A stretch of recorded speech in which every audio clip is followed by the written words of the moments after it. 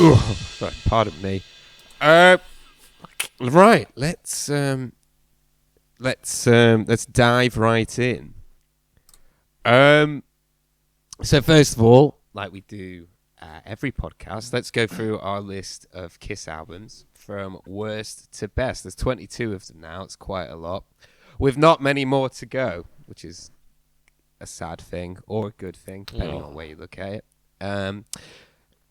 At number 22, the worst is Gene's solo album. At number 21, it's Hot in the Shade. At number 20, it is Kiss, Music from the Elder. I don't know why I added Kiss at the front. That's not the name of the album. The album is Music from the Elder in quotation marks.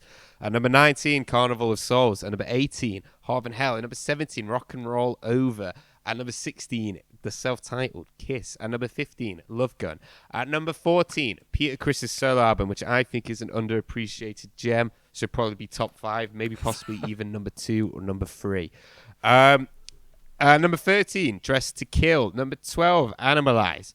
Number 11, Revenge. Number 10, Asylum. Number 9, Psycho Circus. Number 8, Dynasty. Number 7, Lick It Up. At number 6, Destroyer. At number 5, Paul's solo album. At number 4, Ace's solo album. At number 3, Unmasked. And at number 2, Creatures of the Night. But at number 1, Unmoved.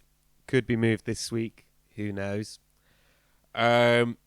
Crazy Nights, which is a near perfect album in my view. However, if we were to maybe look at this list and, change the format in which they were ranked, maybe do a tier list, there'd probably be a lot of D, maybe a couple of C's, one S,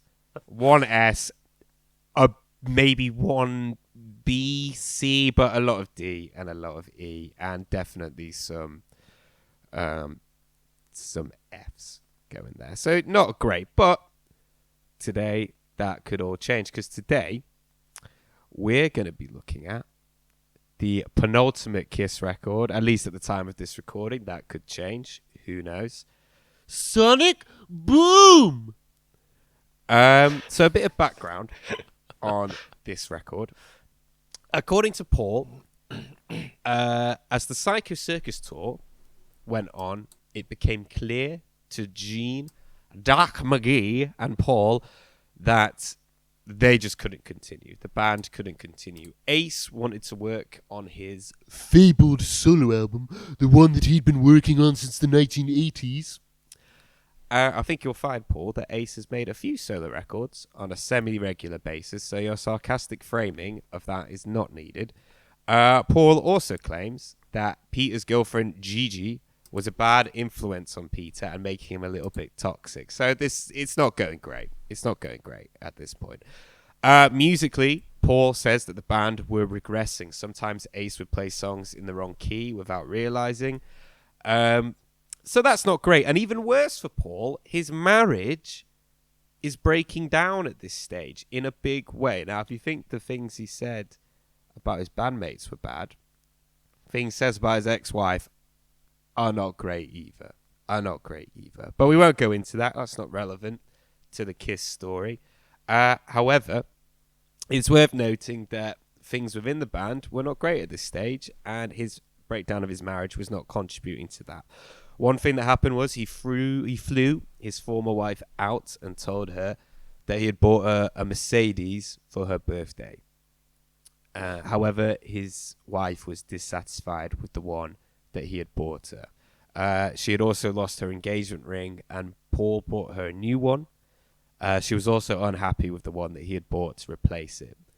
"Don't I ever get the cookie?" remarked Paul. "Don't I ever get the pat on the head?" No, Paul. Not from Pam. Clearly. In addition to this, Paul said that there was a lot of temptation whilst he was out on tour. If you catch my drift. He said that when it came to sex, I was an alcoholic, and touring was an open bar. However, Paul insists that in spite of this, if his marriage was going to end, he didn't want any what-ifs, and that meant not cheating, because if he had cheated, he would read from that as maybe I was the downfall of the marriage because I had cheated. What I glean from that, though, is that he was probably shagging whoever. Well, you know. He's saying that, like, if... No, I don't understand.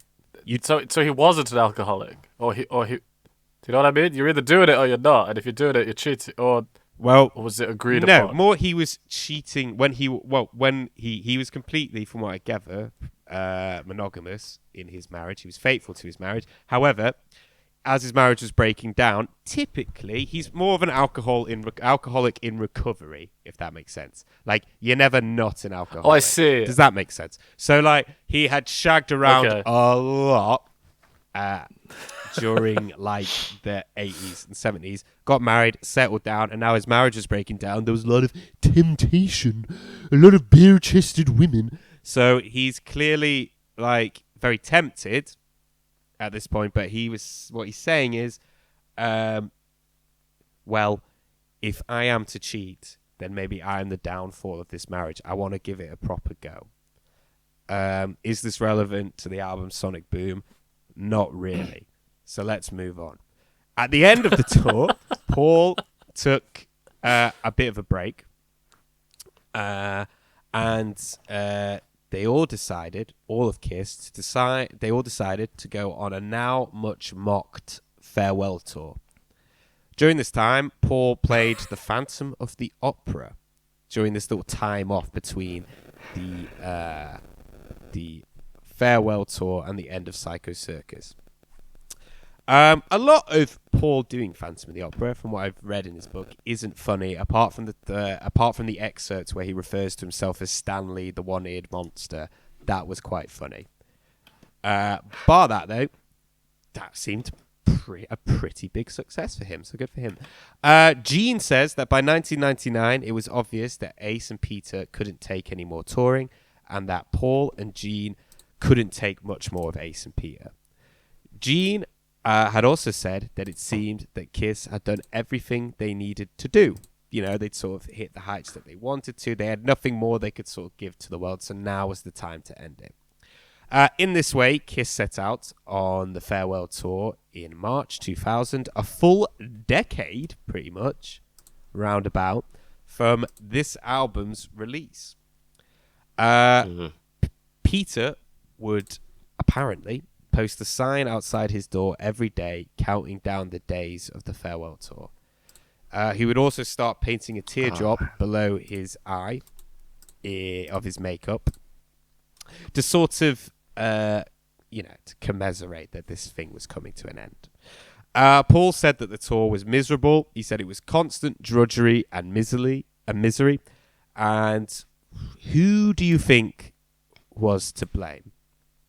According to Paul, who do you think was to blame for the constant drudgery and misery? If you had to, risk a guess. At this point, it's all the four original members are together? Yes. On the tour? Yes. So I would guess Ace. Yeah, and one of them. Right? Yeah. Yeah, and Paul. Beautiful. Peter as well, right? Beautiful, eh? Hey, not those two, surely. Well, he's going to stand by Gene, that's for sure, as we're going to learn. Yep. So apparently, it was a daily battle getting either of them out of their hotel rooms. Ace apparently once sucker punched Tommy Thayer in the back of the head at one of their shows. Why? You're asking, why did he punch Tommy in the back of the head at one of their shows? Apparently, it's because of a long-standing tension between the two, stemming from Ace Frehley's departure from Kiss and Thayer taking his place as lead guitarist. Frehley reportedly felt that Thayer was being overly authoritative and disrespectful, so sort of a growing tension. I find it quite sad, really, that Tommy, who essentially has made a career out of trying to be Ace. Like, he was in a cover band, called Cold Gin. He was in a Kiss tribute band. Was he? Playing Ace. He was, yeah, before he was in Kiss. And as we know, like, he taught Ace all of his parts. He's like the biggest Ace fan. And as we can see on this album, not to get too much into it, there's definitely, a lot of Ace imitation going on. Or at least he's trying. It sounds like that. Yeah, at least a little. Yeah. Yeah. And obviously he would go on to be Ace. I find it really sad that he would then end up be punched by him. Do you know what I mean? If we're right in saying that he does idolize Ace, and then to just have this experience with him, like this, from what they're describing, a miserable couple of months together, and then to be punched. I still don't understand, why did he punch him in the back of the head? I'm imagining it like the Simpsons bit, where it's like, tomorrow I'm going to punch Lenny in the back of the head. Yeah, that sounds like Ace. Tomorrow I'm going to punch Tommy in the back of the head. I think that it was mostly... I think it was mostly just because Tommy would be like, yeah, I need you to get here on time. I need you to do this. Because Tommy was the tour manager, bearing in mind. Do you know what I mean? Oh, that's right. Yeah. He was the tour manager. And also, there would have been a lot of brown-nosing, probably, on Tommy's part. We know what he's like. I just think it's amazing. Like, this guy that has basically made a career out of trying to be this other person and probably idolizing this other person as they grew up and knew all of their licks inside and out, would then go up to be punched by him and be hated by him. That's really sad to me. Do you not think? It's just like awful. Danny, what do you think? Yeah, I just think it's also sad, and even more sad, I think, from Ace's perspective. Or at least he comes across, if I'm honest, a bit worse there. If Tommy did actually have to teach him his own parts, and he's resorting to physical violence against a tour manager, I think that's pretty inexcusable. I don't know if these words were from Paul. If they were, then we have to take them with a pinch of salt. But no, Ace happily admits it. Of course, Ace happily admits it. I think Ace takes pride in it. Okay, then I'm Team Tommy. I'm afraid on this point. I think that's a dick move. Don't do that, Ace. Okay. And learn your guitar parts. Okay. Paul says that the shows could be really awful on this reunion tour, and despite the fact that this despite the fact that this tour is made fun of for being a farewell tour, or not really being a farewell tour. Do you know what I mean? Paul insists that at the time he was fully committed to it being the end because it was just so miserable. They were playing the same songs that they had learnt for the initial reunion because, according to Paul, Ace and Peter just could not learn any new ones. This would be the third tour with the same set list. Apparently, one night, Doc McGee told Paul that from the side of the stage, the band stunk. He sort of gestured to Paul, put his fingers on his nose, and was like, "You stink!" Paul blamed Peter for playing too slow. Peter then blamed the rest of the band, saying they were playing too slow. Apparently, on quite a few occasions, Peter would stop playing it altogether and just sort of stare like a deer in the headlights. Paul also claims that a mysterious, well-known musician who went unnamed in Paul's book once told Paul that he couldn't see the band play anymore as it had become too painful. I wonder who that was. I'm curious. It was Barry Gibb from the Bee Gees. That's who it was. Wait, is he the squeaky one? Who's the squeaky one from the Bee Gees? I think it's Barry Gibb. Is it Barry? Is the squeaky I one? can't see it anymore. I think so. I can't do it anymore. Gene has also said in his book that he could see people cry in the audience, but he was not sure if it was because the band were ending their career or because Ace and Peter were playing so badly. Musically, Gene said it was the worst the band had ever been. During this time, Ace was back on the sauce, not turning up to rehearsals, not putting in his bit, according to Gene and Paul. They had scheduled a little session for them to tighten up because they were not playing very well. However, Ace didn't show up because he claimed he had Lyme disease, which is an illness caused by the bite of a deer tick. Sorry. Why is that funny? I shouldn't laugh at Is that funny? It's not funny. It's just the way you said he claimed. Like, did he have it or not? Well, according to Paul, Paul says that Peter, brainiac that he was, said, "That's bullshit. He was never bitten by a deer. Am I living in an insane asylum?" That's Paul's take. So we'll never know whether Ace truly had Lyme disease. One night, Ace was late to a show after missing numerous flights. Finally, Ace managed to get on a plane. However, the plane had a mechanical fault, and it looked like that Ace was not going to make the gig.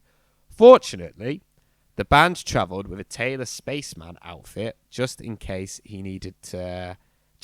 Tommy Thayer needed to stand in for Ace. "Suit up," said Doc. "You're on tonight." Ace, during this time, Doc offered some words of wisdom. He said, "You guys are like superheroes, so what? Someone else is playing Batman tonight." This advice, I personally think, changed the course of the band's history, as we will find out. And after doing some research, I actually think that Doc McGee has much more of an influence over the sort of controversial decision that would happen later, as maybe more would say.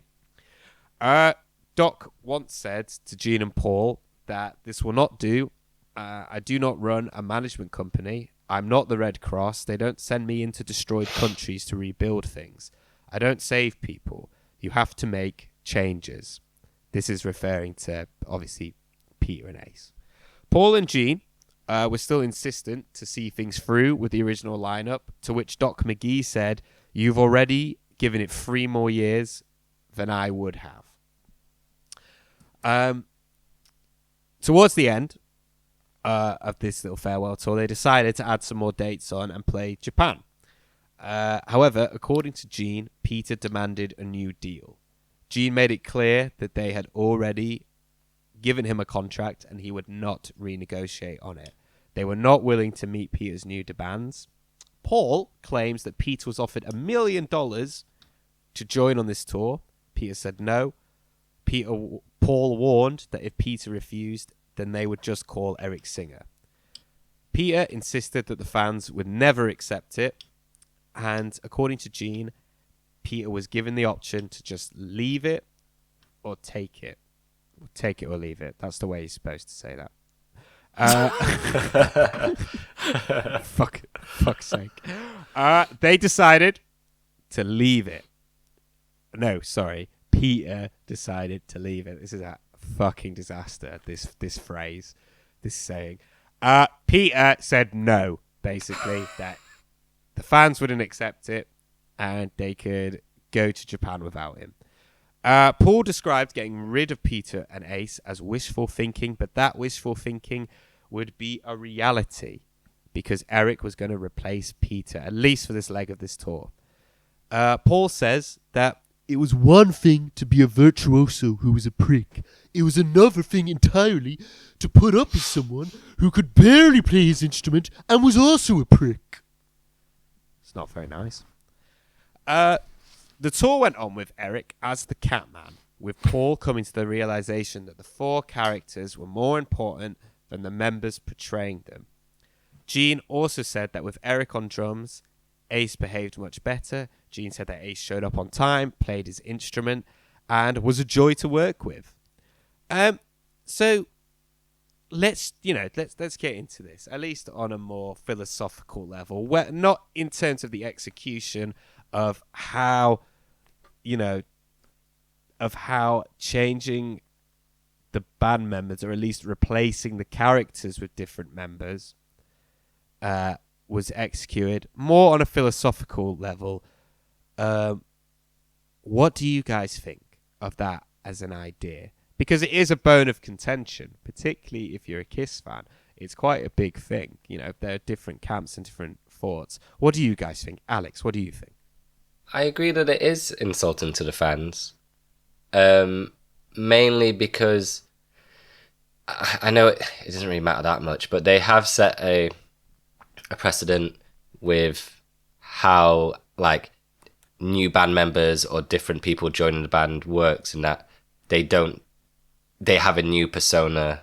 They have are we referring to the makeup side of things, or just No, the idea that the makeup. So this is the idea makeup. that you could have the same characters. Yeah, okay, Like what yeah. Doc McGee said. Another guy's playing Batman. Yeah. Someone else is playing Batman. Some of the people that argue that it's a positive thing will, make the argument, well, there's loads of different James Bonds. It's like, are the characters more important than the members portrayed? Well, okay, yeah, I'm just making it clear. Yeah, so before, when Vinny joined and all that, he was a different character who came on and joined the band. And I think Paul says fine. that was a mistake. Paul says that was a mistake.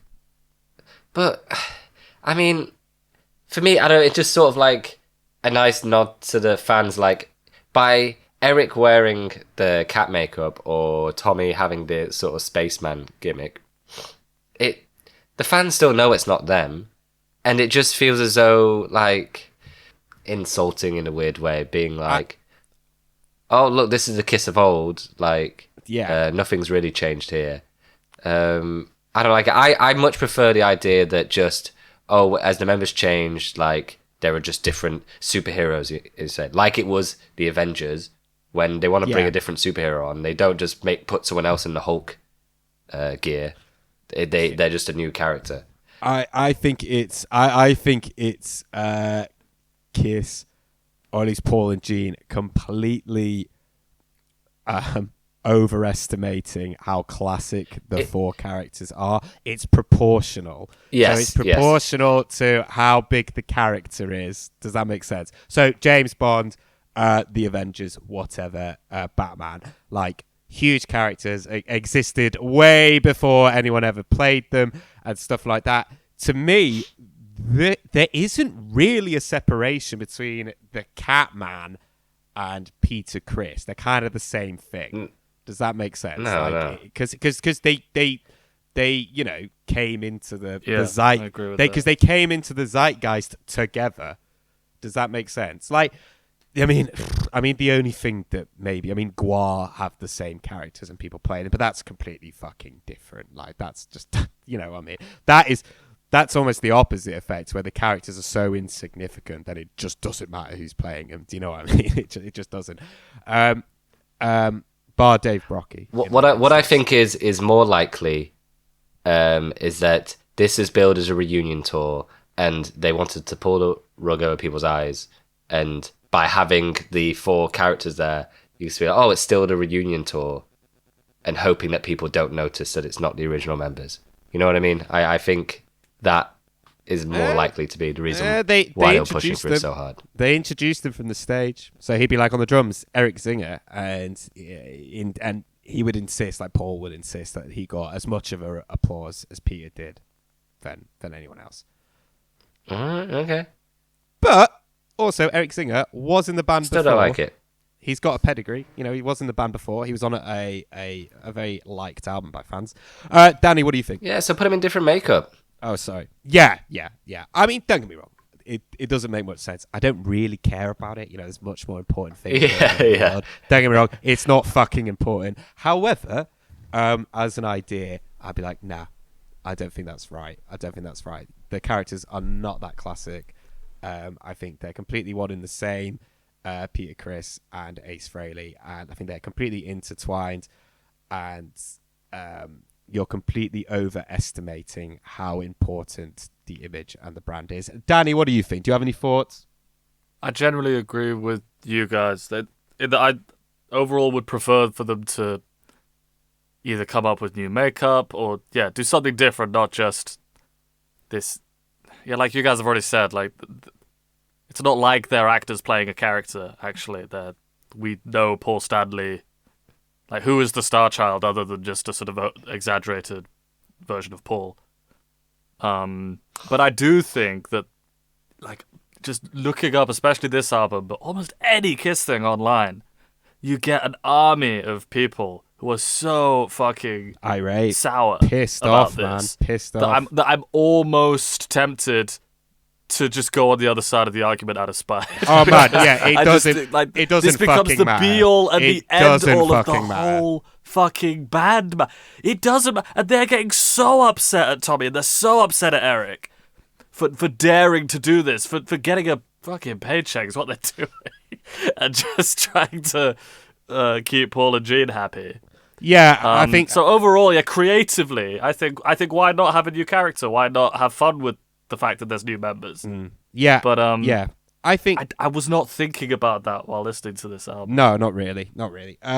I think that creatively, yeah, you can bash it as a decision. There's not really much point in going after the individual people, is it really? If someone came up to me and was like, "Hey, I've got a job for you. Do you mind just basically replacing, I don't know. Okay, well, I was going to use another band as an example, but Kiss is probably the best one. Like, if someone was like, all right, you could be Gene Simmons, just be Gene Simmons for a bit, and then we'll pay you for it. I'd be like, all right, cool. Makes sense. Yeah, I'd do that. Pay you handsomely, presumably. I'd be like, I'll get paid. Yeah. I'll get paid a lot.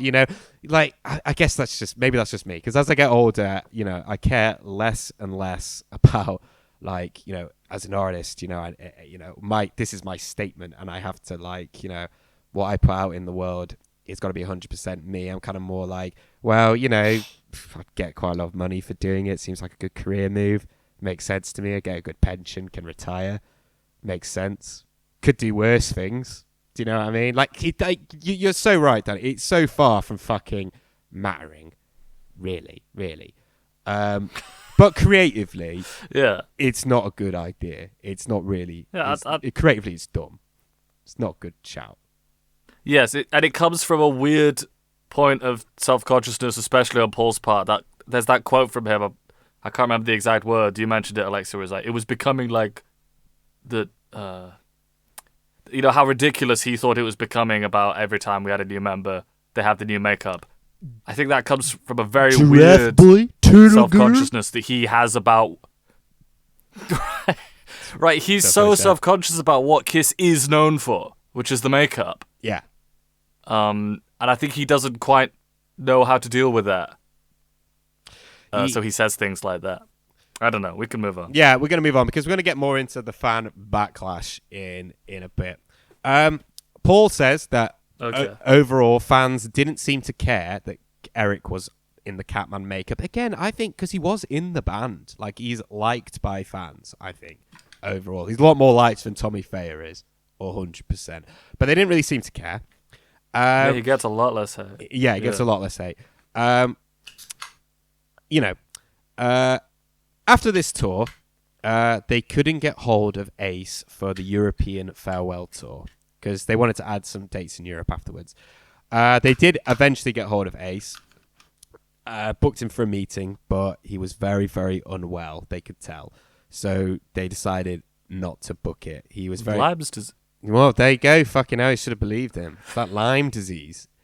If he didn't stop getting bitten by those deer ticks, he'll be absolutely fine.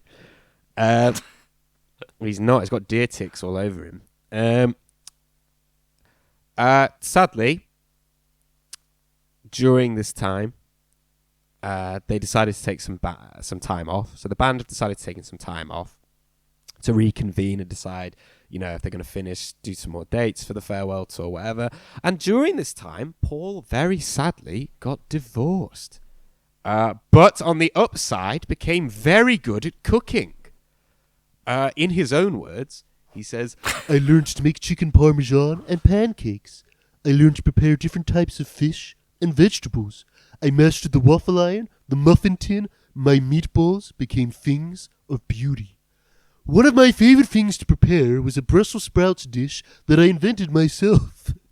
I cut the sprouts in half and pan-fried them with balsamic vinegar, dried cherries, and prosciutto. Then finished them with Parmesan cheese and lemon zest. That sounds good. Doesn't that sound good? Imagine being someone that had to pretend to like that. Yeah. I'm gonna read this book, man. I mean, Hey, it's man. filled with juicy, It's filled with juicy gems. insights. It makes the mouthwater just listening to it. Imagine like I know it doesn't sound good to me at all. They clashing flavors there. Imagine like going to his house and having to pretend to like that. Like, oh yeah, it's delicious. It's delicious. It's delicious, Paul. I'm not gonna I've got knock it seconds. until I try it. All right, okay, all right. You make a good point, Paul. If you're listening, if you One could more sort bite. of, if you could cook this, Yeah. actually, you know what? He's put in enough detail. I think I could make this myself. We So could try. what do you need to do? Hang on, because there's a lot of detail. There's a lot of detail. So what you need to do, you need to cut the Brussels sprouts in half.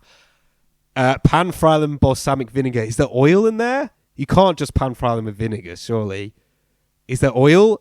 Dried cherries and I don't know. I just prosciutto. follow what Paul says. I assume for as long as you want until the prosciutto is cooked, and then finish them with Parmesan cheese and lemon zest. Is that it? I mean, all right, we'll give it a bash, and I'll let you know next week. Oh, have another bite. Nom, nom, nom, nom, nom, nom, nom, nom. Open wide, genie. Paul, the lemon zest is a bit overpowering. I think I need some water. What do you mean? Anyway, enough of that. Paul did find someone new. He found a new girlfriend called Erin.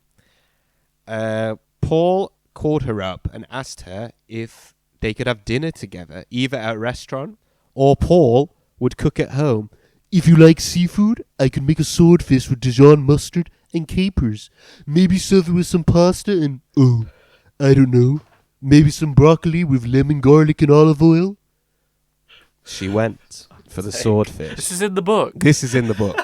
I mean, how could you not go for the swordfish? That does sound He couldn't good. write a second sentence about Bruce Kulick being good at guitar, but he made room for all that. I mean, I'll give him that. That does sound good. That sounds like my kind of food, actually. I could go for that. I mean, you've got a point, Danny. I mean, yeah, he couldn't write a nice thing about, couldn't write a paragraph about Bruce Kulick. But him and Erin have been together ever since. So there you go. Obviously, it worked. Back in Kiss, the band were offered $1 million to play at a Russian oligarch's 30th birthday party in front of 300 people. Ace would not do it, as he thought that the whole thing was a plot to get him out of the country so Doc, Paul, and Gene could have him assassinated. I don't blame him, to be honest. The amount of hatred I hear I read in his books, I don't actually blame him. Tommy went instead, and Paul said that this transition to Tommy was obvious. He had simply gone from the side of the stage as a tour manager to being on the stage. Furthermore, Paul says that Tommy was more equipped for the role than Ace ever was. Gene said that with all the struggles and conflicts, the farewell tour... Gene says that despite all the struggles and conflict, the farewell tour became the number one tour in the world. They were consistently selling out huge venues, and according to Paul, everything was much better when they were playing with Tommy and Eric. Once it was finished, Gene and Paul felt a great sadness. One afternoon, Paul was getting his car washed, and one of the employees told Paul that he thought the farewell tour was great and asked if they were going to do an anniversary tour. Paul was blindsided. Because of this man and this encounter, Paul realized that the farewell tour would have been better envisioned as a farewell tour, not to the band, But to those two guys. meaning Ace and Peter. He can't even say their names anymore. He's so full of rage and anger, he can't even utter their names. The idea of throwing it all away because of those two jerks suddenly seemed crazy. We had existed without them before, and now, because of those two, because those two had come into the fold, I was going to give it all away? Why stop now? Gene, Paul, and Doc came to the decision that the other two had to go. However, Kiss was offered a co-headline tour with Aerosmith under the condition that they had at least 3 original members. Who do you think that they... Ooh, I know, right. It's probably why Paul absolutely hates... juicy. Probably why Paul absolutely hates Steven Tyler. Absolutely hates them. Why do you think... who do you think they went for, Ace or Peter? Ace. I'd say Peter. Oh, interesting. It was Peter. With Tommy playing guitar in the spaceman suit. So have you noticed that they've gone through each sort of different variable, like not variable, different. What's the word? Different lineup, different version of it. So they've had Eric on drums in lieu of Peter, and Ace on guitar. Peter or Tommy on guitar in lieu of Ace. Kind of interesting, that, isn't it? Sort of gone through every different variation. Peter was up to his old tricks though, and according to Paul, when the tour was over with Aerosmith, they told Peter that they were not going to renew his contract. Paul said, You're not happy. You say the shows are too long. Your hands hurt. You want to play other kinds of music. I think it's best for all of us to move on. Peter says, yes, this is what happened. Said this is how the meeting went down, but he wasn't happy about it and actually felt kind of hurt by it. Said it sort of diminished his abilities and hurt his self-esteem, and ultimately was very unhappy with someone playing him as a result, which is fair enough. Definitely fair, in my opinion. Ace made it clear that he wasn't going to come back to the band, and with that, Ace and Peter are gone for a second and final time, unless there's some miracle that happens in the future, but that's unlikely. Paul has described replacing Peter and Ace with Tommy and Eric in full makeup as not creating a new Kiss, but creating a better Kiss. Some fans have called this version of the band's Scab Kiss. That's kind of what it's known as with its detractors. They call it Scab Kiss. It's worth mentioning that when they went into negotiations for acquiring the use of Ace and Peter's makeup, because Ace and Peter owned their makeup, Paul said that Peter and Ace willingly gave theirs away without any qualms, in spite of what they've said about not being that happy about people playing them. However, Ace has said that what he actually does is he licenses his makeup to the band, which means that they sort of pay him a wage periodically, and because of that, he allows them to use it. So that's different from him giving it away. He says, you can use it, you just have to pay me for it. And that's what they do. Paul has also said that his love for Kiss amplified by touring with Tommy and Eric. He said he would never go back to the drama of Ace and Peter. He calls them selfish, with no respect for their craft. He says Tommy and Eric take pride in their work.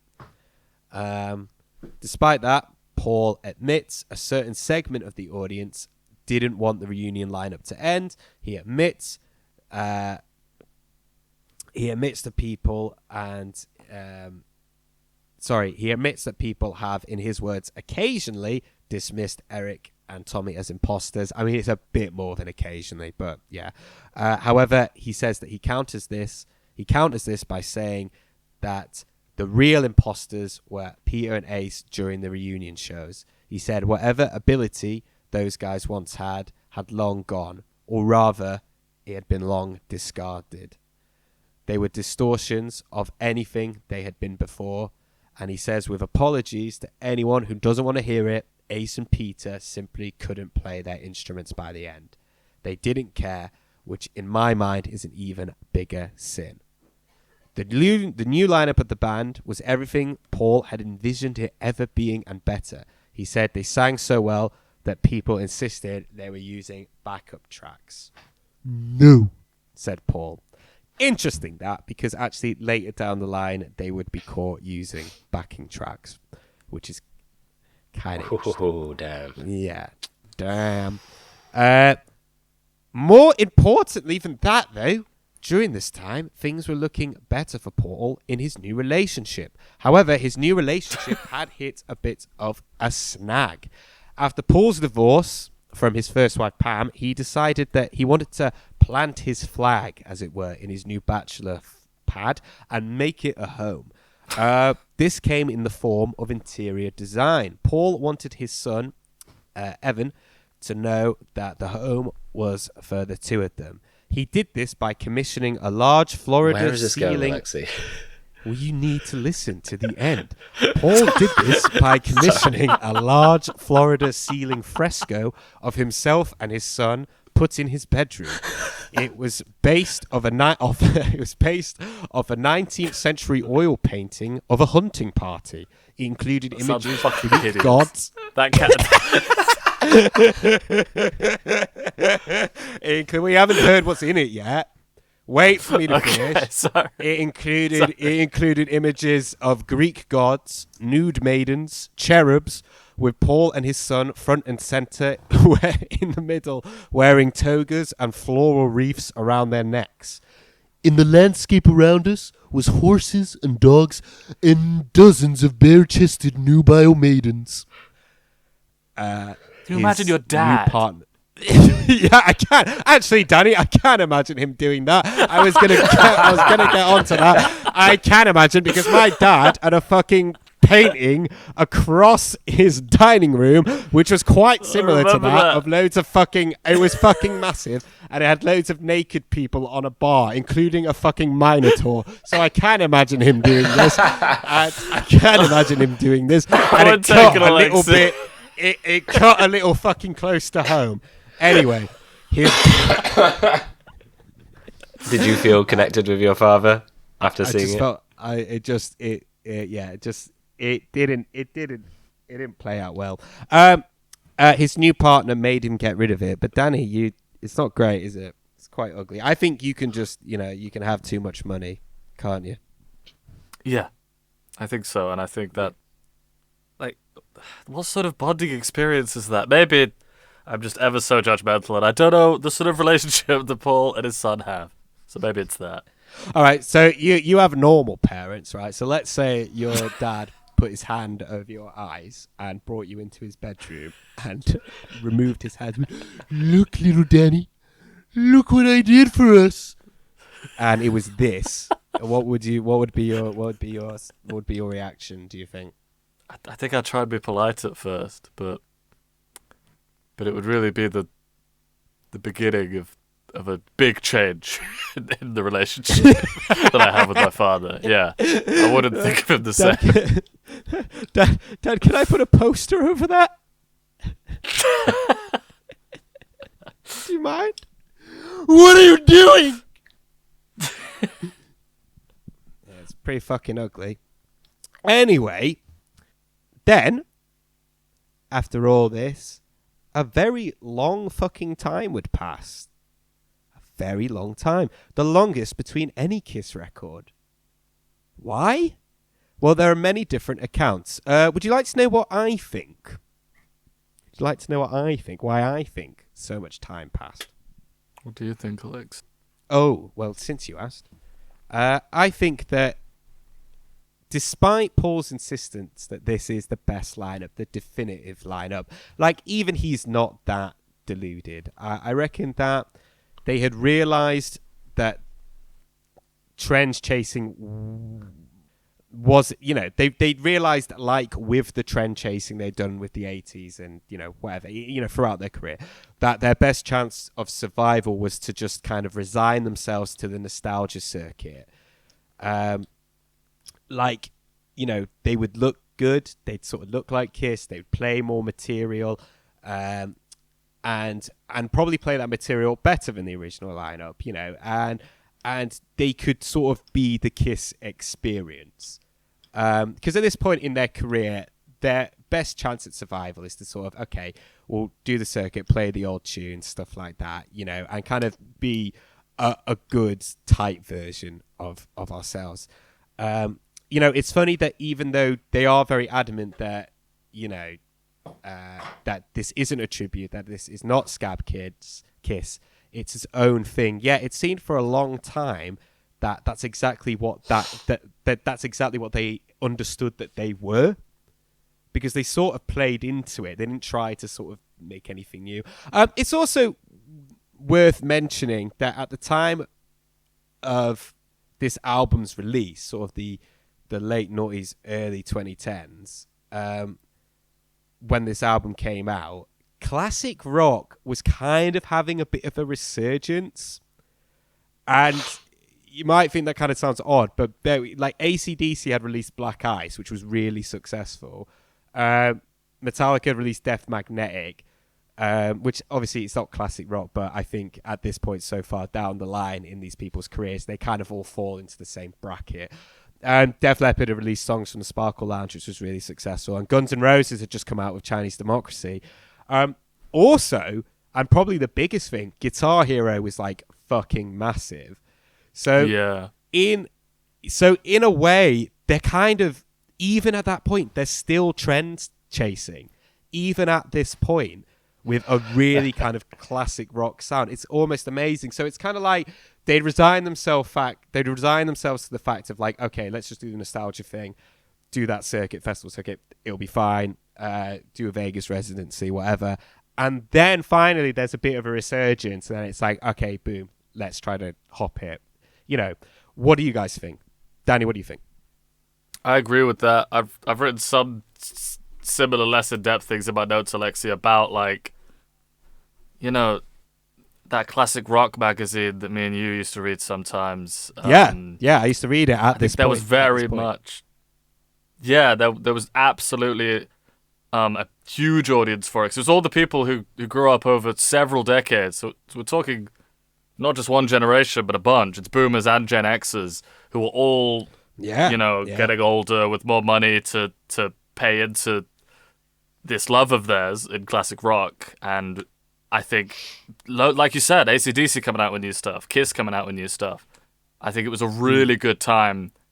And I talk about it later when we're going to go into the music. I'll talk about how this album is very much part of the, and I'm speaking very macro here, but the kind of death of rock music, at least very much in the mainstream, because we're seeing people move further away from like new stuff happening, young people making music, and it really is becoming just people this moving business. back. Yes, exactly, and trying to back. recreate. Yeah. Sorry, it's just on that you know who the biggest new band was around this time of this genre at this time? So late noughties. You'll know it when I tell you. Like the biggest new band making this sort of music. What do you mean by this sort of music? Yeah. No, not Nickelback. I mean like classic rock, like the biggest new band playing this sort of music. Cherry. And it will tell you a lot about. It'll tell you a lot about the state of the genre. Not quite Buck Cherry. Chicken Foot. No, not Chicken Foot. It was Airborne.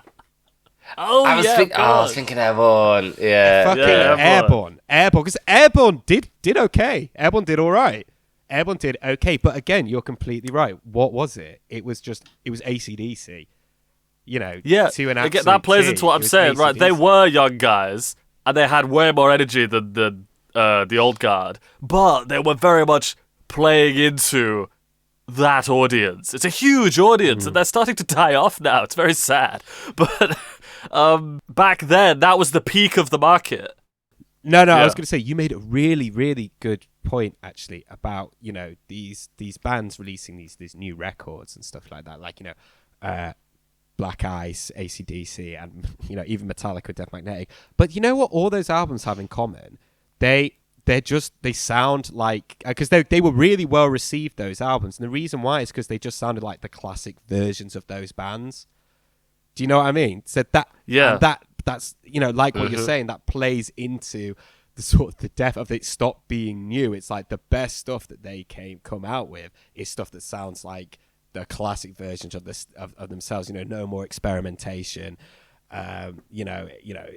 It's just them at their most bog standard, which is which then creates a resurgence for them, which again is a proper sad state of things. It was a weird time for us, right? Because we're growing up, we were teenagers at that time, and we were into, at least especially me and you, Alexei, but I think you too, Alex, right? We were all into classic rock. Mm-hmm. We liked other music, but we liked classic rock too, and so we were, a part of the problem. Because I call it a problem. It's just the way things went. I don't think it's a huge problem that, quote, rock is dead, because we got a bunch of other stuff and it doesn't matter. As long as people are experimenting and making cool new stuff. But I think there was... Yeah. There was young people making cool new music at the time, and even rock music. But there was also just this huge emphasis on both... we're still checking out new Alice Cooper albums at that time. We're still, listening to Kiss, and we're going to see these bands who are very old. Yeah. For I think at least to my parents, I think they were almost baffled by it. Like, why was I into bands from their generations? Because when they were young, that would have been so weird to be into bands that your parents were into. That your parents are into. Exactly. Well, one thing you guys haven't touched on, which I think is more a key part of it, less than like the albums that were coming out at that time, or the Guns N' Roses releasing music, and who else we said, is for whatever reason, I'd like to know what you guys think about. For whatever reason, like the sort of image of a rock star was very strong on that, and it wasn't so much like the music coming out, but when we talk about things like Guitar Hero, and I know we're going to talk about, well, we might briefly mention the Rock School TV show, and there was School of Rock, the film, and all that. Like, the image of what a rock star was very strong and very, like, present. Like, when I think about being young and think about rock, like, even though, I don't know, like, that idea of what a rock star should be was just very strong in my mind. And I think that's the sort of anchoring narrative that pulls all this across, is like, oh, all the stuff coming out now, it's not real rock. This is real rock, even though, like, at this point, like they're pretty sad old men, Well, I actually think that sort of Kiss rock that sort of rock purism is kind of gone at this point. I actually think that a lot of the... You think in the 2000s? Sort of the late 2000s. I think, well, not the rock purism, I'm trying to think of the way to describe it. I think as long as you were an old band, you were fine. Because I felt that, like, a classic rock, with age and vintage became this thing where you could throw... It was a huge umbrella term where you could throw just any band underneath. Like, people hated like, the darkness when they came... Hated, like, the darkness when they came out. Do you know what I mean? But then, also at this time... with this trend, Justin Hawkins formed Hot Leg, who we all went to go see, and he sang me Happy Birthday, if you remember. That was around this time. Again, maybe possibly trying to ride this wave. And again, he was welcomed to sort of open arms. He was just like, all right, well, you can just join the pile. Because I guess it's out of, at least, from a magazine like Classic Rock's perspective or something like that, or at least from a cultural group, it's like, well, we all need to homogenize now to survive. Does that make sense? Like, if you look at download lineups absolutely. If you look at download lineups from this time, it's fucking crazy. You've got like Def Leppard and Slipknot on like the same bill. I mean, not Slipknot obviously on Classic Rock, but you know what I mean? It's like everything just falls under this umbrella term. Like before, Def Leppard and Metallica were like completely different, almost enemies. Do you know what I mean? At this point, they almost became sort of, at least to the layman, completely interchangeable. I got a lot of my like knowledge of like rock through Kerrang and other like similar music channels, and there it would show like Kings of Leon, Limp Bizkit, and like Metallica all back to back sort of thing. It was all just coming together, exactly. into one funnel. Yeah, it's a time, but it's definitely. I mean, I think you'd agree, Alex, that there's definitely. It's amazing, even with this band, even now. There's still trend chasing to a certain extent. Do you know what I mean? Or at least seeing a gap in the market. God, oh yeah, that's it. I don't see it so much as trend chasing. More just this is the stage of the band's life. I don't know, like it's just this is just Survival. what happens, and they're not Survival. fighting against It's it in any way. think- Yeah. I think I agree with Alexei though, Alex, in terms of like they would not have made an album if it wasn't for what was happening. Exactly. Yeah. Exactly.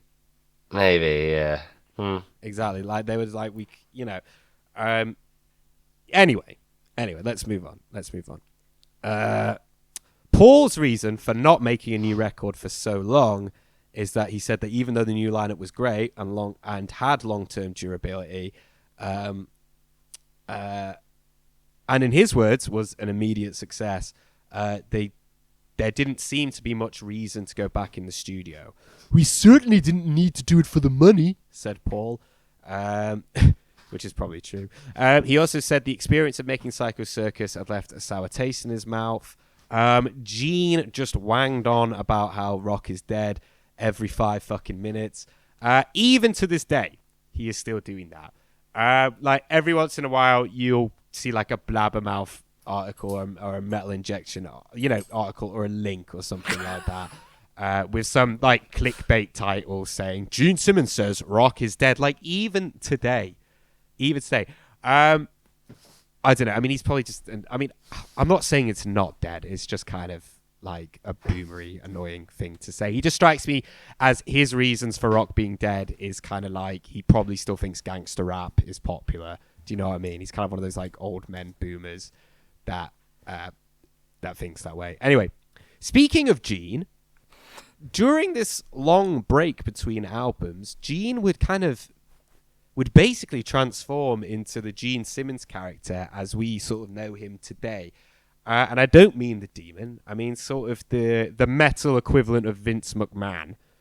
Do you know what I mean? Yes. The sort of he fucking, I love fucking money, the capitalist, saying controversial things, sort of like the rock Donald Trump. In addition to just saying rock is dead a lot, he's also said on depression, he said, fuck you, then kill yourself. I never understand because I always call them on their bluff. I'm the guy who says jump. When there's a guy on top of a building who says, that's it, I can't take it anymore, I'm going to jump. Are you kidding? Why are you announcing it? Shut the fuck up. Have some dignity and jump. You've got the crowd. On money, he said, I live to make more money. People who say that money is the root of all evil are morons. A lack of money is the root of all evil. And on rock being dead, he says rock did not die of old age. It was murdered. The real culprit is the kid's 15-year-old next-door neighbor, probably a friend of his, maybe even one of the bandmates he's jamming with. The tragedy is that they seem to have no idea that they just killed their own opportunity. They killed the artists they would have loved. That's referring to streaming and downloading music. He's basically saying young people killed rock music, which is why I don't disagree. Rock is not it's definitely had its, classic rock at least, or whatever you want to call it, has, I guess, had its peak. Not that that's a tragedy, but I think that being the reason is a really shitty, cynical, boomery thing to say, because I think music should be fairly democratized and distributed healthily. Anyway, what he says goes on and on and on, these sort of controversial sayings and stuff like that. It's fair to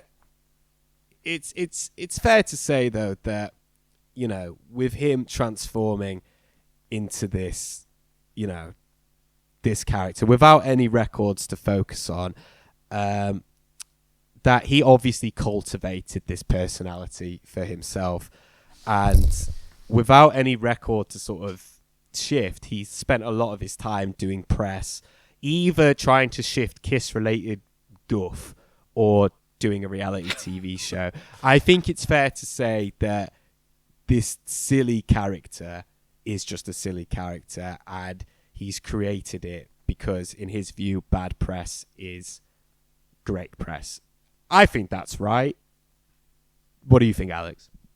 I think, yeah, Like, it's turned up. It's dialed to 11 and stuff. But some of the stuff he said fits with stuff we've heard him say and write about, sing about from his younger self.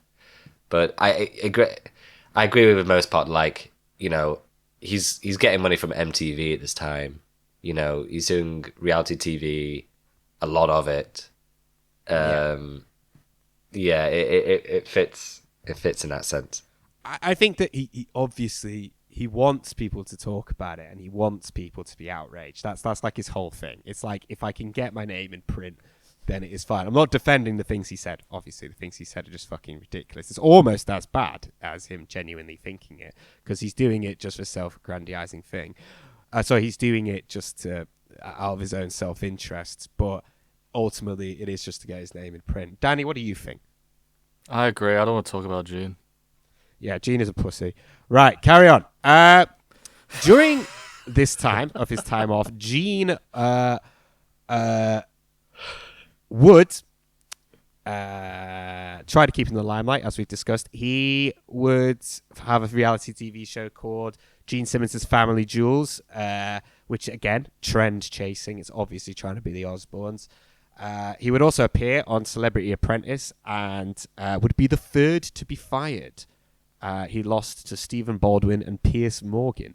But he also did a reality TV show called Rock School in the UK, which was aired on Channel 4. And this would be my first introduction to Kiss and to him, like, as a person. I remember seeing him in it, or at least in Kiss makeup, like with some old archive footage, and just thinking he looked so sick and so heavy. And I hadn't really seen anything like that up until that point. Maybe Slipknot, although that might have been after. I mean, this was my first introduction to them as a band and to him as a person. I remember very little of it. The premise was he would go to a private school and essentially, like the film School of Rock, would go and try to turn them into sort of like these uptight kids into a rock band. Do you guys remember this at all? Yeah, a bit. A little bit. A little bit. Yeah, I don't remember like beat for beat, but I remember like the sort of vibe of the show, the sort of.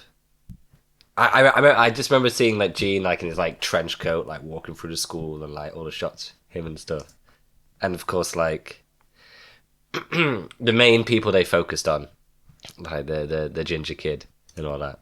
Yeah, I remember the ginger kid. He was the singer who was really terrible at singing, but they made him the singer anyway, because Gene's thing was like, I don't need to have a good voice to be in a rock band. I have a terrible voice. which is true.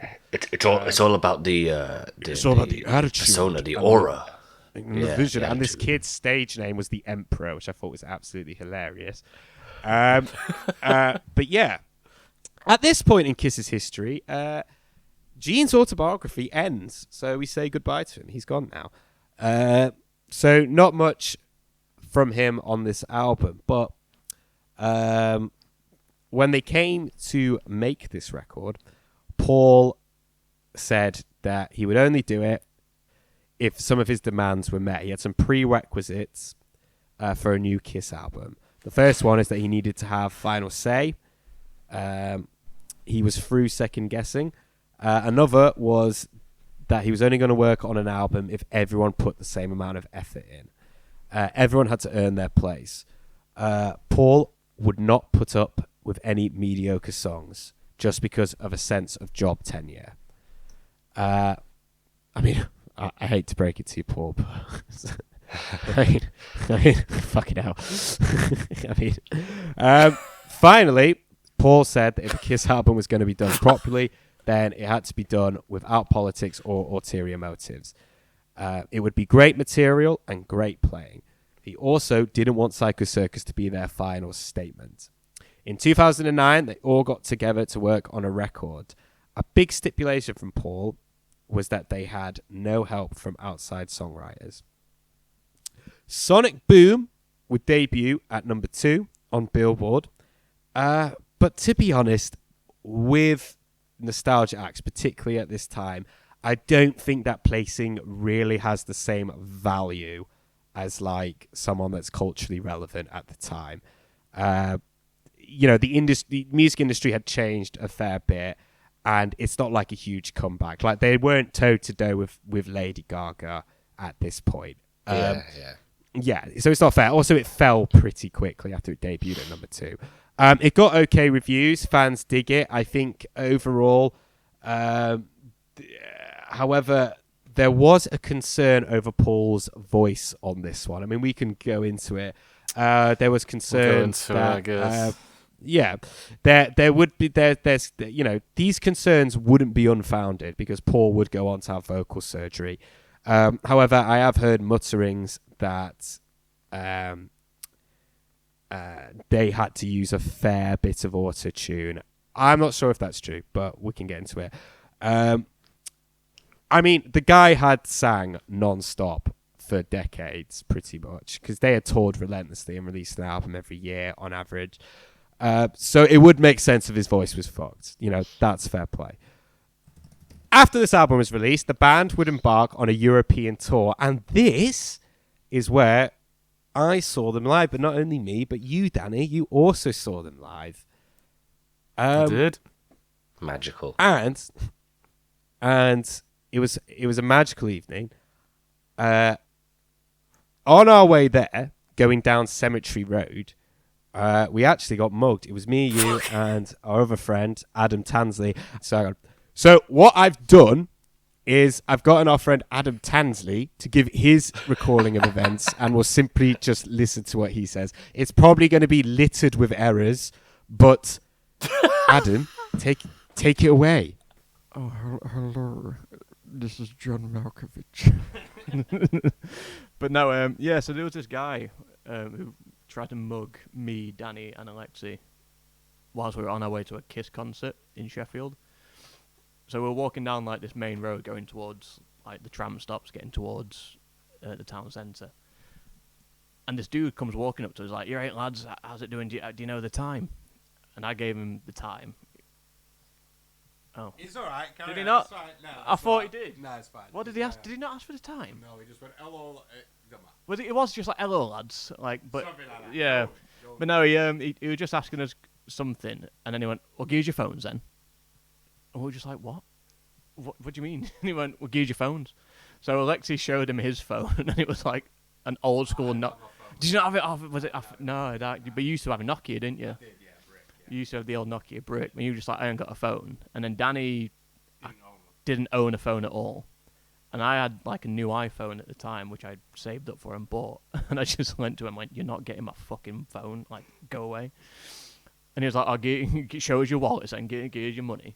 So Alexei had just come back from Spain. And he had just like euros and cents in his wallet. And he went, "You can have them if you want. You can't do anything with them." Yeah, try and exchange them. And he was like asking for the card and stuff, and you were just like, "There's nothing on the card. There's nothing you're gonna do with it." And Danny again didn't even have a wallet, and he was just like, "I've got nothing to give you." And he came back to me and he went, "I know you've got your wallet and you gave your money." And I was like, "You're not having me fucking money. Fuck off." And he was just like being really weird and shady. And he went, "Oh, you guys, wait here. I'm gonna go home and get my knife, and I'm gonna come back." And we all just kind of looked at each other like, "What the fuck?" I think we wait. We waited till he went out of view. Yeah, that's right. And we were just like, "Did that happen?" So I went, "Well, fuck this. I'll phone police because that's what you meant to do." I think we were 12 at the time, 12, 13. So we were just like, "Yeah, well, phone the police. That's what you meant to do." And there must have been someone nearby because they were there in like 20 seconds of me making that phone call.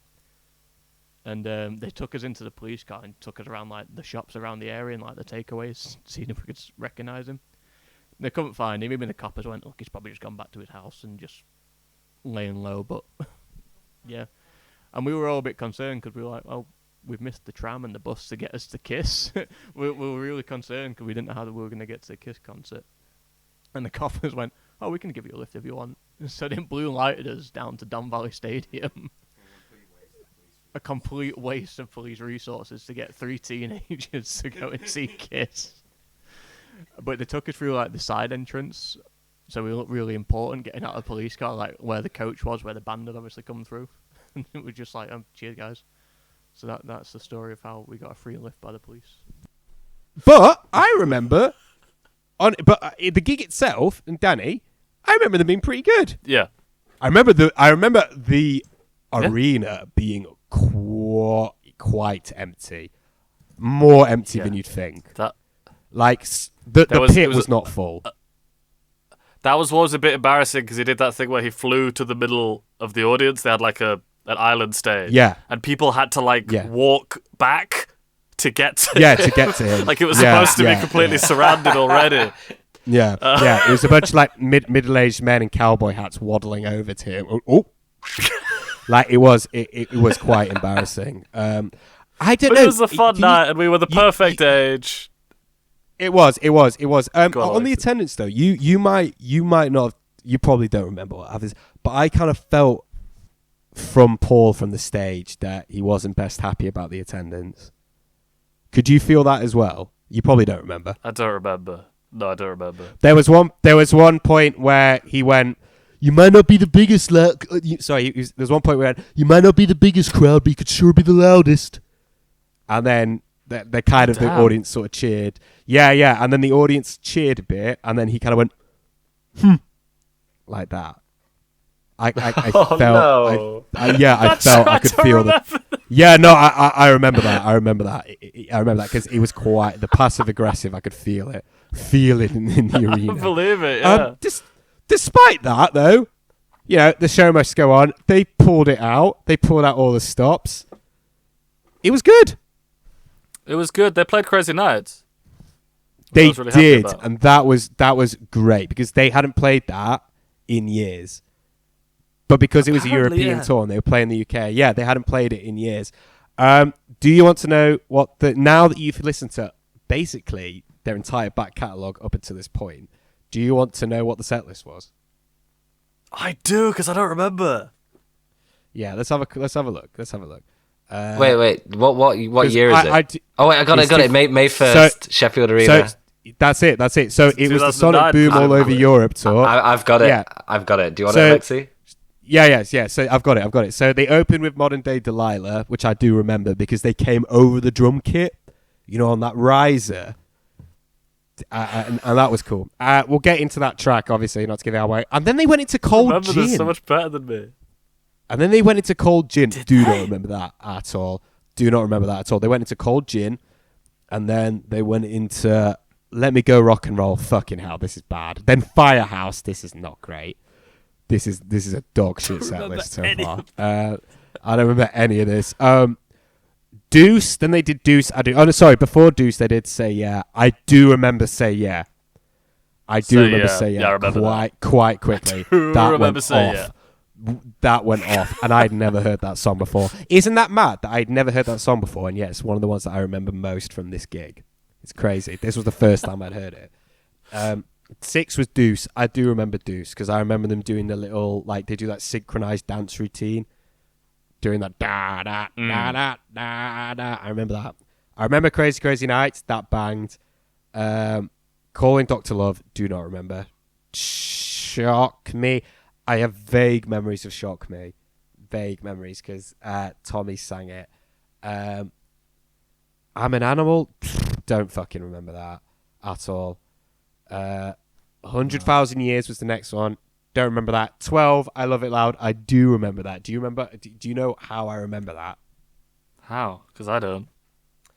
Because that was when Gene, he did the fly. With that thing where he spits blood after his stick. When he does that, he flies to the top of the stage and then does the song. And normally I thought it would be God of Thunder, and it was actually Love It Loud. Because I remember that and being like, oh, well, that's disappointing. And then 13 was Love Gun. I do not remember Love Gun at all. Do not remember them playing Love Gun. Then it was Black Diamond, Detroit Rock City, Beth. Don't fucking remember Beth at all. Lick It Up. I remember them doing Lick It Up because I was quite happy about that. Shout It Out Loud. I Was Made for Loving You.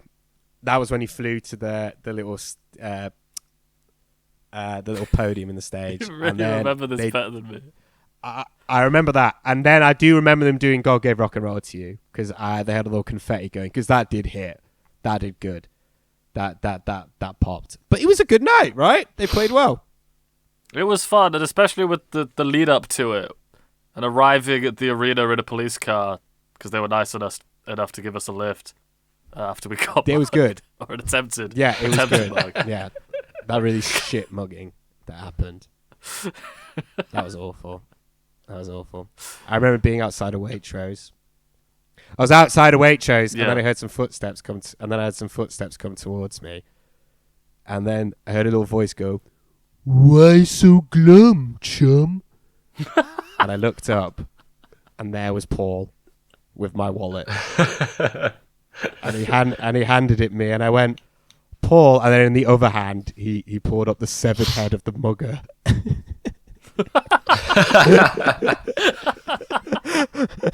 And then I had to go to prison for his murder because no one believed me.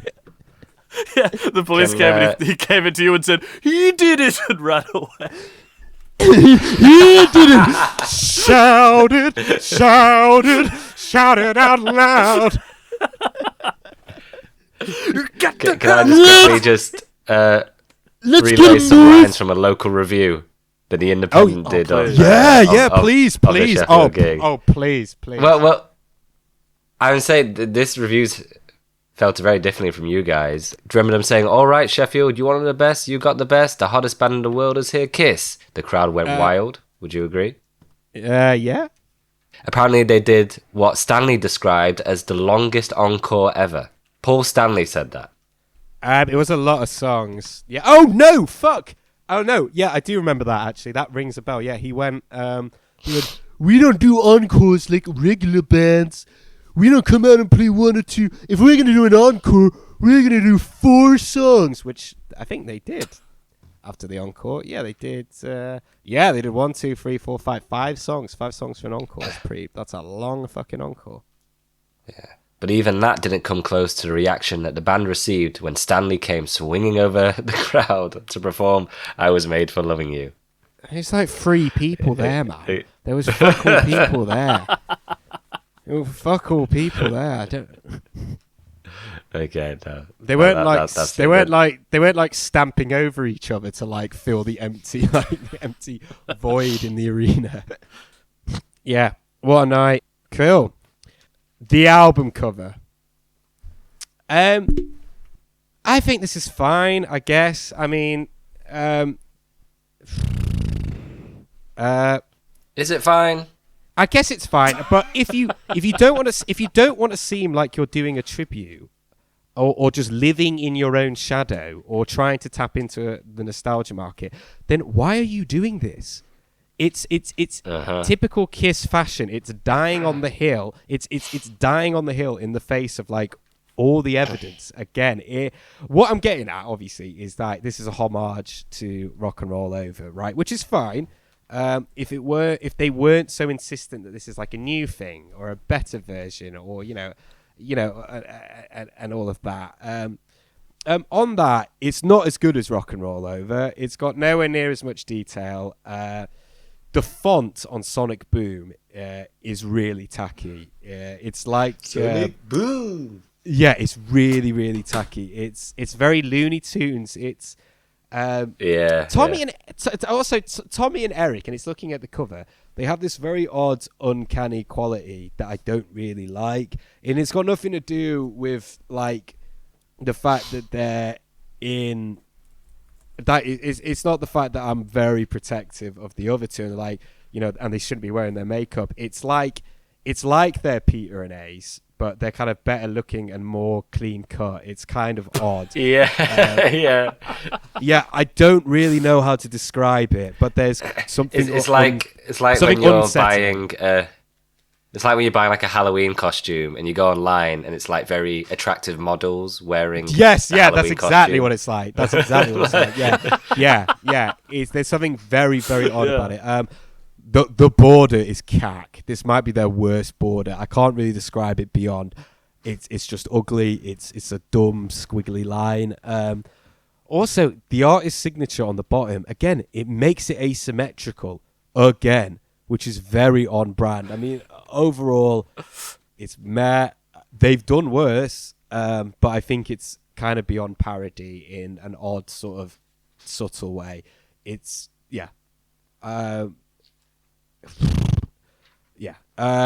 Danny, what do you think? Yeah, I don't like it. It looks like a piss take, like you say. It looks like someone making a joke Kiss album front cover. I guess maybe it's sort of supposed to look quite, yeah, comic-y, superhero-like. It's fine. They've done worse. Alex. I don't quite. No, I don't get what they're going for. Like, it's kind of cartoony, but not enough. And Yeah. I don't get a theme or style or anything from it. It's really all over the place. And do we even know why it's called Sonic Boom? I thought we would get that from the album, but No, I have no it's clue. just a name, isn't it? Just big. Sonic Boom. Sonic Boom! It's just big. Yeah, exactly. Like Yeah. Daddy said, it's just big, isn't it? It's just big. All right. Let's get into it. Okay. All right. Let's get into it. Modern day Delilah. I think coming into this, most people would be like, "Oh shit! I think they've still got a bit of that special sauce." After all these years, it's not bad. It's not too bad. This, Alex, what do you think? Well, it certainly goes back to a very classic style for them. I didn't know what we're going to get from this following Carnival of Souls and Psycho Circus, because they were very much trying different things there, and each track what style they're going to go for. But this is it sets the album on the path that this is going to be classic Kiss in many, many senses. And from that riff, like you're saying, Alexei, maybe we might just get some It's a bit tasty, fun isn't it? old Kiss hits. Yeah. The riff itself's not bad. Yeah. And then we get a very weak yeah. Oh, I like To that. I like that bit. I think it's got a lot of. I think it's got a lot of energy. I think it's kicking the door down. It's got big balls energy. Because I don't think so. I think it's many of these tracks. The first note from Paul and Gene, and I think actually some of us, they don't hit the first note well, which is a bit disappointing at moments. But it was really interesting to hear Paul's voice in this one. I know earlier you alluded to it, Alexei. yeah, he sounds. You can definitely odd. hear a slight strain in his voice, just a There's slight something one. odd. Yeah, it's quite. It just sounds a bit tired and a bit rubbery. I don't know how Yeah. to describe it. There is you can sort of hear it. It sounds off, but not bad. Yeah, Not bad. Well, it doesn't sound bad, and I quite like for an older singer to sort of not be afraid of that, to lean into it. However, on this track, you get the two. The falsettos. The high note. Yeah, the falsettos. falsettos are not today. Oh, man, and the first man. state. Yeah, nah. It's. I think if your voice is straining like that, and don't get me wrong, with old age, you can't really give him shit for that. He's been touring a lot. No. He's been singing a lot. It would be wrong to give him shit for that. But those falsettos, maybe it would have been better to be a bit more economical with your voice, because it is straining a bit there. They're not his best. They're not his best falsettos. Just put it like that. No, I think it's a tough listen. And again, an interesting first track to go with, because it very much it sets the tone. You're getting the old Kiss here with old Paul style. However, he can't match that old singing style that he did before. He would have nailed that falsetto before. So Yeah. in that sense, I don't think it's a brilliant first track. If that's what they're going for. I like this one. Are you done? No, I think the song itself is Not okay, yet. but I think with those, mainly just those falsetto parts, that's where you just go, ooh, what's this album going to be like? It makes you question what the rest of the album's going to be. But the song itself, it's okay. Well, are you alluding to that because this is one of the better songs in the album, probably the second best in my opinion. So are you alluding to the fact that they have good openers, and if this is the best one, then we're in for a bit of a rough ride? Yeah. sort of thing? Yeah, So, I think like, this if you're- okay, but the hook itself isn't good enough. But they clearly like it. If you're saying they were opening the the live shows with this song. It was good, yeah. I remember them they're mentioning clearly it. into it. Yeah, right. Danny, you fat fuck. What do you think of modern day Delilah? Well, a bit different to you guys, but similar in other ways.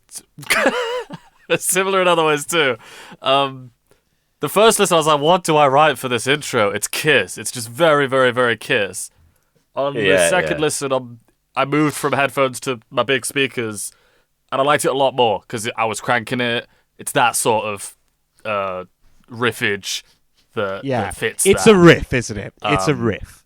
It's a riff, and the riffs are good. There's a lot. It's very busy throughout the verses, and I like that it's filled with all these flourishes that Tommy's doing, which are really good. About the vocals, I'm not sure I agree on the specifics because instantly I was like, actually more than you guys, I was thinking I can hear the age in his voice a lot. Heavy processing. It's very compressed. Weird EQ. Is that what it is? Is that what it is? I called it rubbery. No, it's more than that. It's more than that. I don't know enough about it. What is it? Because they're doing so much to it, man. I couldn't. It's not like it's got a lot of compression. There's a lot going on that because it almost sounded like there's phase things going on with his voice throughout this album. Okay, I need to be clear about what people misuse the term autotune. Autotune is a software that automatically repitches your voice and it makes you sound a bit like T-Pain.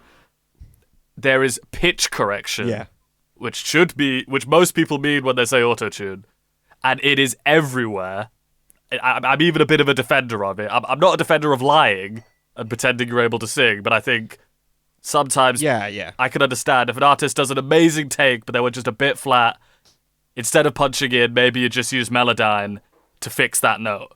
I'm just an electronic music guy, but I think that's fine. And I would be very unsurprised if they're using that here. And actually, I think they might be using it a lot. I don't know, because there's so much that's being done to his voice, even with my background in audio stuff. I could not tell you exactly what's going on there. But it sounds weird. Do you think his voice suffers as a result? Like, does it? Because he's... Yes. Because it's kind of a sad thing, isn't it? Because he's so good at singing. Or was, at least, so good at singing. And it's just such a sad thing. I mean, don't get me wrong, he gets older. It's, it happens. You can't blame him for it. If you're going to give him shit for something, it shouldn't be this, really. But it's just like, it's such a great voice. And now it sort of sounds just... It's weird, isn't it? Because it does show. It's got this odd kind of, again, the uncanny thing. It's like, it sounds like him, but it's like... There's just, again, like you said, something off. It sounds strained. It sounds kind of, like you said, processed. It's the processing. Maybe that is necessary. Maybe it's easier for us to be like, no, don't use all that processing. Maybe it would sound embarrassing without that, and it would sound, I don't know, flat or way too strained. I talk about it a lot throughout this album. Is Paul's vocals, in that I think we're on the same page, Alexei. Like, look, hats off to the guy on that front. Yes. He's had more than a good enough run. If this was the point where it started to go. He was still belting, decades after he should have, not been able to do that anymore. I really didn't like the first high note, Alex, but the second one felt like an old guy flex, and I actually really liked it. That was a kind of, I can still do this. Oh, I get you. And it sounds weird. I still got it. Yeah. But I was on it the second time because he goes so high. This guy's like, he's late 50s. When he made this, which is impressive. I really don't like the title. He's still doing Type of Women. It's another one of those. Yeah. It's another fucking strutter. This kind of, she's a modern day Delilah. Whatever the fuck that means. I like Singing the about solo. these women that are like such tricksters that apparently exist everywhere in his life. We're out to get ya. Exactly. Yeah, the solo's good, and it's more Ace-ish than previous guitarists, which I think Tom is known for being like that. Well, they have to be like that, don't they? He's obviously been told to be like that. Yes, I like this. I think it's his job, isn't it? It's what he does for a living. I mean, I actually think the solo's fine. I think it does lack an identity, though. Like, I think if I have to, I mean, my criticism of the lineup is kind of a mixed bag, really, because because in a sense, Eric isn't trying to be Peter, really. Like, he does play more stripped back than Eric Carr does, but he's definitely more flashy and in the pocket than Peter is. But it's clear that Tommy really does lack an identity. Like, he does just sound like Ace. And I don't know, man. I've written on several points of this album that it's like Ace, but way cleaner, and that's good and bad. Because it's Ace without like, all the little, things there. It's yeah, very without clean, all the little, very without the crudeness, right? So it's without the crudeness and without Yes. the sort of scrappy, sort of idiosyncratic nature of his. And guitar sometimes I playing. want that. It's clean. And sometimes I don't. Yeah. Well, let's Yeah, move on. yeah, I think yeah, we've covered Modern Day Delilah. We've It's covered all it. right, and I'm sadly, Alexei, I think you might be right that it's the second best on this album. My God. It is. Um, It is the second best. it's just don't all think there's right. I don't think there's any question to that because this is where it starts for me. This starts. record, which is where it starts, which is Russian Roulette. What can you say about this? What can you say about this or Russian any other Roulette. song on this album? Bar maybe one. Like, there's only really one. You can't say anything about this. It does nothing. It does literally nothing. It's very AC/DC, just with bass runs. Just like a lot of Gene's songs on this record. There's nothing to say about this. It does absolutely nothing. Alex, what do you think? I mean, Danny, sorry, Alex last time. Danny, what do you think? Yeah, it's not good. It's weird hearing Gene's voice so clearly because it's so compressed and up front in the mix. We've never heard him so clearly. I know, he's like right there in front of you. It's worse. Yeah, it's a really shitty chorus. It's like 11 years later and he's still got a knack for ploddy nothingness. I was talking more about how Tommy is like a cleaner version of Ace, and that's good, and that's bad, and bit of both. I like. Oh, and he does some nice sort of very by the numbers double stop soloing at the end, which I like again. And the people who were into this classic rock resurgence that we're identifying would have loved that stuff. Yeah. Well, but I said- largely I've in a got- more critical way of that. Go on, Alexei.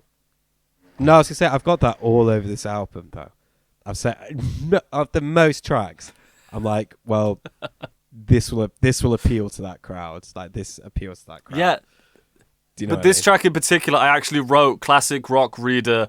People who think this is quote real music are the people who love this. Imagine you know. that. Imagine thinking this is real. Imagine that. What kind of a life do you lead? That's all I got, Alex. What do you think about Russian roulette? I was- fucking. Sorry, you made a good point. Sorry, Danny, you made a good point about the chorus, right? He's doing that fucking thing again, where he just gets like a phrase or Yes. saying or something like that, and then just shouts out. He goes, "This is the name of the song." He's doing that thing again, and it's such a basic way to write a chorus. And such a lazy way of writing a chorus. It really fucking is. And it's really annoying. Particularly when it's tethered to such a sort of like nothing melody. Like there's, And Alex, what do you think? I'm with you guys that when you were talking earlier about like, sort of like giving people that classic rock revival trend that we were talking about earlier, I was thinking of songs like this where it's just so nothing to it, really nothing. You got this really sort of poor man's AC/DC sort of riff, Yeah. and then there's nothing going on top. I mean, I did sort of have this in the back of my mind that before coming to this, that I imagine that Gene's voice would age better in the sense of like what better than Paul's. I mean, in the sense like what Paul's range is so amazing, and that as he gets older, surely that's got to become more limited. While Gene's range is so small and deeper that he can continue in that lane.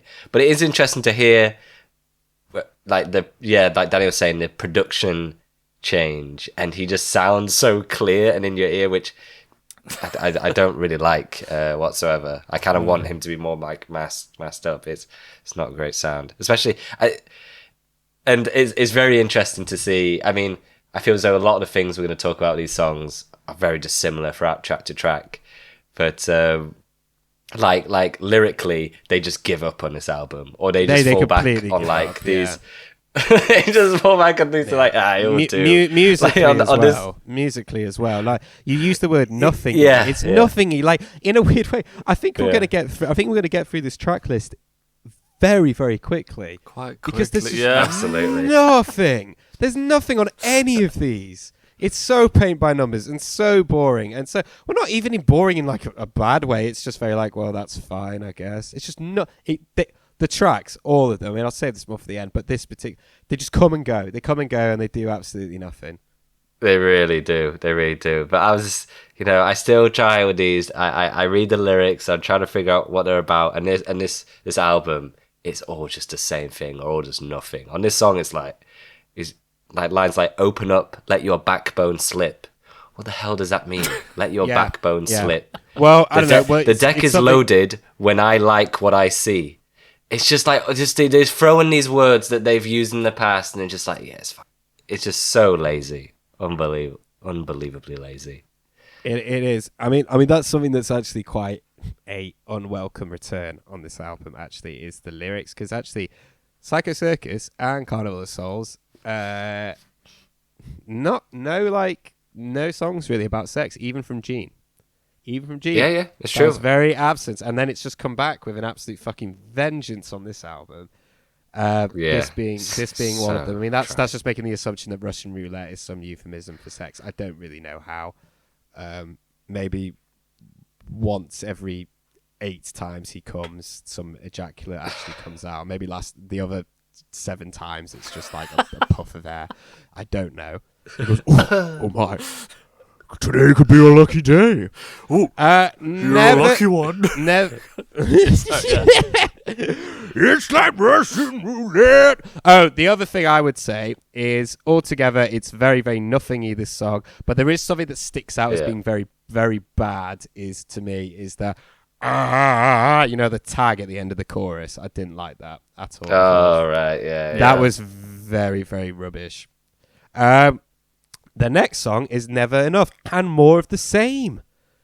I guess it's better than the last track, but it's better than the last track, but it's better than the last track. Paul keeps it sassy enough to kind of get your attention better than Gene does. But bloody hell, it's just the same shit. Danny, what do you think? It's classic loud ass Gene bass at the start, which I don't have much to say. I like. We were just shit on the lyrics, but I like Kiss saying lines like "I'll do my sleeping when I'm dead." That's the sort of line they should be saying. That's very Crazy Nights. But I'm afraid this, the sort of AC/DC slow Mixolydian thing in the verse worked much better for me than it did in the chorus. The chorus grew on me a little on subsequent listens. But again, I write a lot about his vocals, and we've already covered that. I think I really have mixed feelings. I think I admire it, and it is a bit sad. It's aging sucks for anyone, so that's a hard thing to deal with, especially when when you've got an athletic voice like Paul's. I think that's I'm really hearing a difference here, and it's quite hard to listen to at times. Especially, I'm afraid the Never Enough thing at the end of the chorus was making me cringe a bit, and I swear that's coming from a point of, I don't know, sympathy or whatever. It's like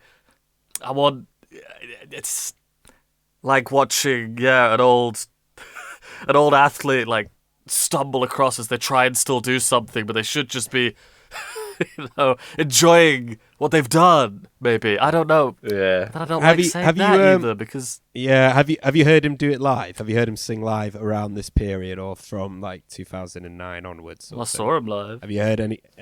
Bar then, because you can't really tell. But any clips on YouTube, where the sound quality is really good, you can really give it a listen. Yeah, I have. He uses backing tracks. Great. I don't know if he was at this point, but no, don't know about this point, but they have been accused, like I was saying, of using vocal tracks. Apparently, Gene handles a lot of like the really hard notes. Apparently, Gene does most of them now. So Paul might go, "What do you think, Gene?" And Gene will be like, "You gotta lose yourself and do try it." Rock say like he'll pass it to Gene, and make it seem like it was on, like part of the song when really he can't hit the note. But I mean, that's getting old. Again, and part of me, I don't like. Actually, I want to retract that athlete analogy I just made, because again, look, there's no right way to do it. I think there's no right way to do it, but I'm not sure the way he's doing it here is working for me creatively. Is all I mean. It's a hard thing to deal with. It's live. Is it like when Mike Tyson lost to that boxing match to that guy? Maybe it's like that. The famous YouTuber man. I don't know his name. Jake Paul. Alex, what do you think of Paul. Never I guess I prefer it to the last track. There's a bit of more energy and fun about it, and it fits. I wrote that in like in the same way that like Olivia Rodrigo would write like a teen ballad that's not written for me, like old rockers writing a song like this being like, we've still got it, we can still rock with the best of them, is also not for me. I feel as though this is like a song that all classic rock bands need to have in them, sort of being like, we can still rocking, it's never enough, sort of thing. However, it is very grating, and the chorus is very annoying, especially at the end where it decides to double up on itself. Never enough, never enough. His voice. Yeah, very annoying. The last thing I'll say, a little note that I saw in this song. It says, this song was the final single issued in support of the album in June 2010, reaching number 30 on Billboard's Heritage Rock Tracks chart. Oh, fucking hell. Couldn't even get to number one. Wait. For reaching 30 on Billboard's Heritage Rock Tracks chart for a brief 1 week appearance. Oh, fuck me. Oh. I just wanted to share that. Okay, next. No, I agree. It came and went. Very, very forgettable. The next song is Yes I Know, brackets. It's Yes I Know, brackets, Nobody's Perfect. As soon as I saw the title, I was like, "Oh, this is a Gene's one. This is a Gene one." Yeah. Because he loves the bracketed. He loves. Yeah, I think he thinks. Yeah. Again, with this one, I've been here before. It's the heavyish intro, and then straight into some Chuck Berry shit, and I wasn't wrong. I was not wrong. Yeah, I could hear the sort of the Firehouse style, like do, and then it was like, all right, I know where this is going. It's gonna be da da da da da da da da da da da da in like 30 seconds, and I was right. I mean, it's just boring. I'm sad that we've gone so far back to this sound. I think it's more forgivable. I think it's more forgivable because it's an older band and they're going back to their old sound, and you've got to do what you need to survive. So I can have more truck with it in many ways. I guess it's better than them. I don't know. Maybe I don't know. I mean, I've heard this. I mean, if you want my criticisms, then you can listen to what I think of Rock and Roll Over or Dress to Kill or Love Gun, like in that sense. I mean, if that's what they're trying to do, if they're trying to sound like that area, well done. You've done it. It just sounds like it with better production. But I just don't like this sort of thing. It sounds like status quo, and the lyrics are rubbish. Alex, what do you think? Totally, man. Like, this really brought me back to hotter than hell. And not in a good way, though. It's not in a good way, though. It's not like not in a good way. Ace did Rocket Ride, and you're like, oh, that's nice. That sounds like Ace, because there was a bit of warmth towards Ace's songs overall, isn't it? There was no warmth towards this. It was like, oh, here we fucking go again. No, just like you were saying, just the riff and just the structure of the song. Oh, this is such a lame song from Gene, man. I mean, it's so like I just see him singing this. I picture like the worst kind of person. I don't know, just him thinking he's so funny. Like he's Nobody's so perfect. funny with this being like, well, nobody's perfect, and then he just immediately switches to, maybe it's time to take off your clothes. Take them off, babe. Like, there's no connection between them. There's no like through line joke or just lazy. I don't know. It's just so lazy and just Does shoved in there. Does his wife not think, what the fuck am I doing? Like, what the fuck am I, like, why? Yeah. Sorry, carry on. No.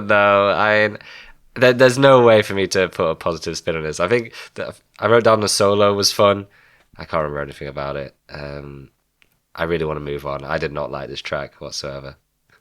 Danny, you Danny. fat fuck. You guys have covered it. It's very similar old 70s sounding verse. It sounds really old. I wrote, "Oh, eat a dick, Gene," and I wrote, "This is a 60-year-old." This guy's 60. He turned 60 in 2009. Now, he might have been 59 when they recorded it, but this is the year the man turned 60. So next. That's all I have to say. Next. Stand. Fucking hell. At first, I was on board. I was digging the verse. There's some nice riffing. Music. Nice It's a riffing. good riff. Musically, it reminded me of No More Mr. Nice Guy a little bit. And the stop in the intro was pretty sweet. A nice little left turn. Fitted very nicely. Paul comes in and, you know, like Danny said, it's not sounding the best, but he doesn't sound bad.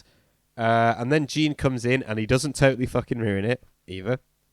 They're making it work. The pre-chorus was not great, so I was a bit like... Yeah. But ultimately, I was like, it's cool. If they bring it home with the chorus, we're good. We're good. Because sometimes, you know, you need to kind of change to a lower gear in a pre-chorus and then straight in, you know, and then straight for the juggler with the chorus. You get me? You need a breathing room and then straight for the throw. Not a problem. But then the chorus comes in and they completely fucked it up.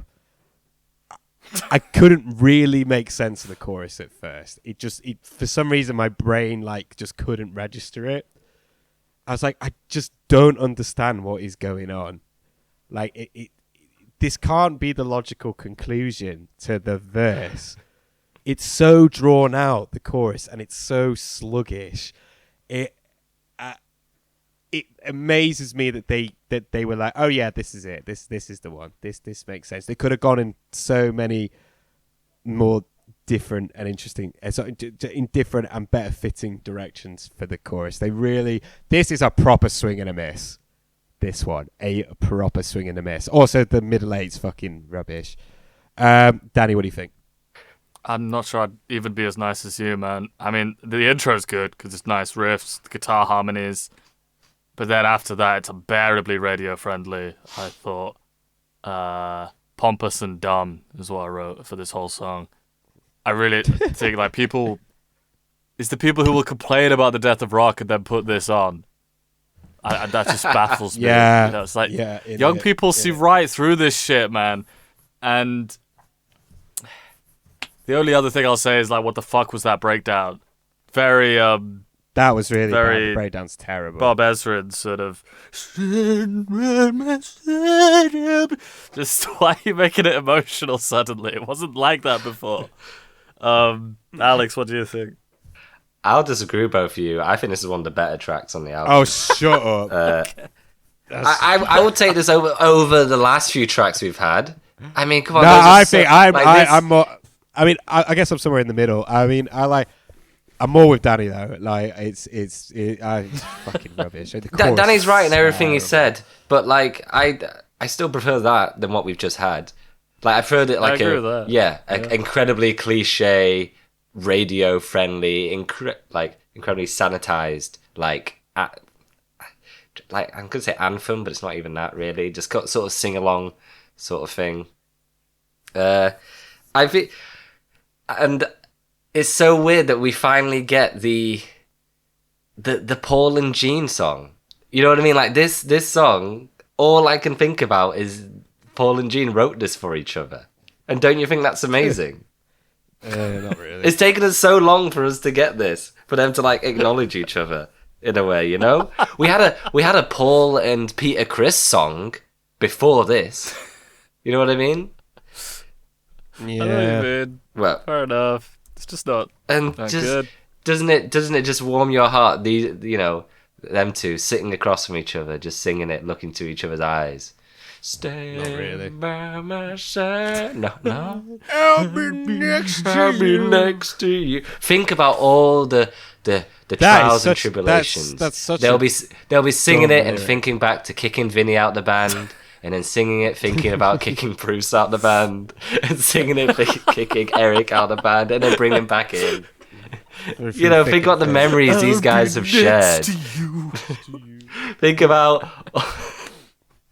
I guess you're right, Alex. I just realized how dumb that lyric is.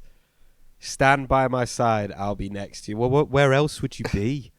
I'm not gonna be behind. It's fucking stupid. Okay, we Can we move on? Yeah, it's fucking rubbish, that song. Absolutely It's powerful rubbish. stuff, man. Hot and cold. I just put, oh, fuck off. Like, what do you want me to say? Yeah. What do you want me to say? Really hard, this one. It's so dull, and it's more of the same. It's exactly the same, and the chorus is really annoying. That is it. It's just more of the fucking same. I got nothing. It's boring. Danny. I wrote two things. What the fuck am I supposed to say to this? And I've listened to so much fucking Kiss. That's it. I'm out. I'm finally out. I cannot write anything to this. Alex? Oh, It's amazing I that can't believe as a you- band, as amazing that as a band, they can have such a diverse sound in many ways, going through different genres and different places, but can also sound so fucking samey and dull. And it just all comes down to bulk. It just all comes down to just fucking quantity. Alex, sorry, what do you think of hot and cold? I just think it's really funny that like when we started making this, sometimes we'd be like, well, what will we possibly say about all these tracks? And we've done a really good job over the many albums that we've always had something to say. It stops now. And The limit is and this album is just breaking us, because I felt the exact same way about most of these tracks. It's like, what am I gonna say about this? Like, there's just nothing here. There's nothing new to say, and there's just nothing interesting. I think this one, for whatever reason, this song particularly grated me. I think this one goes in the Kiss bin. I think it's unbelievably Listen to it again. boring and so annoying, and just the Gene in his most laziest, grating, like, sort of way. Really. No. It's so boring. I It's don't just think rock. it's Actually, I wrote No. so little. No, I don't think so. The I put so little. Yeah. Oh, It's my got God. Put it it's in got the to bin. have some sort of no, it's got to have, I think it's got to have some sort of someone put it once. Well, if I too think hard, Mark too think Mark- cold, if well, it's that's the thing. I too couldn't even remember. hard. I couldn't. Too I thought that the chorus was really annoying. I think it's got to have, like, I remember Mark Kermode said this thing once where he thinks that something that's really bad has to have what's called like a secondary infection, where like it stays right. with you and it impacts you on another level. Do you know what I mean? It's sort of like there's the initial shock and horror of it, but then it also kind of it leaves its mark on you, and it just didn't do that to me. It's so forgettable and so boring, and it just comes and goes. That I'm on the phones. I think that would be an insult to what the Kiss bin stands for. All right. Fair enough. I just, on every listen I did of this album, But I appreciate when that it got to this song, I was like, God, this is awful. This is really bad. And I suppose it's taking into account the album as a whole. Yes, This is always the I point think- of going, what are we doing? Yeah, track listing matters, because if it's a lot of this stuff, a lot of this sort of stuff, and then this comes 7 tracks in or whatever it is, it's gonna hit home. It's gonna hurt more, because it's like, oh, it's more of this, The same as like, Hot in the Shade felt like it was getting worse as it went on because it was just more of the. Was it getting worse or was it just more of the same? You were just getting bored of it, Next track, All for the Glory. I think this sounds like a Foo Fighters song. I know what you chorus, mean. yeah. Yeah, the chorus, like the chorus. The yeah. lyrics, very much. The lyrics, but yeah, mostly like the sentiment of the song and the chorus and the title is very Foo Fighters-y. Is that a good thing though? We will find out. Alex, what do you think? It's very fine. It's very like I have very little to say about whether It's I Eric. like it or It's dislike Eric on it. vocals. Eric on vocals. It is, and I can hear he seems like a decent singer, and you kind of referred to it a little bit earlier, Alexei, but I wonder how much they were sort of like, well, we want you to sort of be the Peter Chris in this, like we want you to sing in that style, because we get a very sort of Peter Chris sort of rasp in his voice, which he does well with. But the song itself, it's so hard to distinguish it from a lot of songs we've had. Something about the way this album has been produced, where the songs sound very, very similar, even when it is a different singer, even when it is different in tempo. The way the guitar sound and the singing sounds, it all comes through the same way, and I don't think this helps Eric Singer shine in this song particularly. The song is fine. It's not as annoying as some of the previous ones. I kind of like the really 70s solo we got again.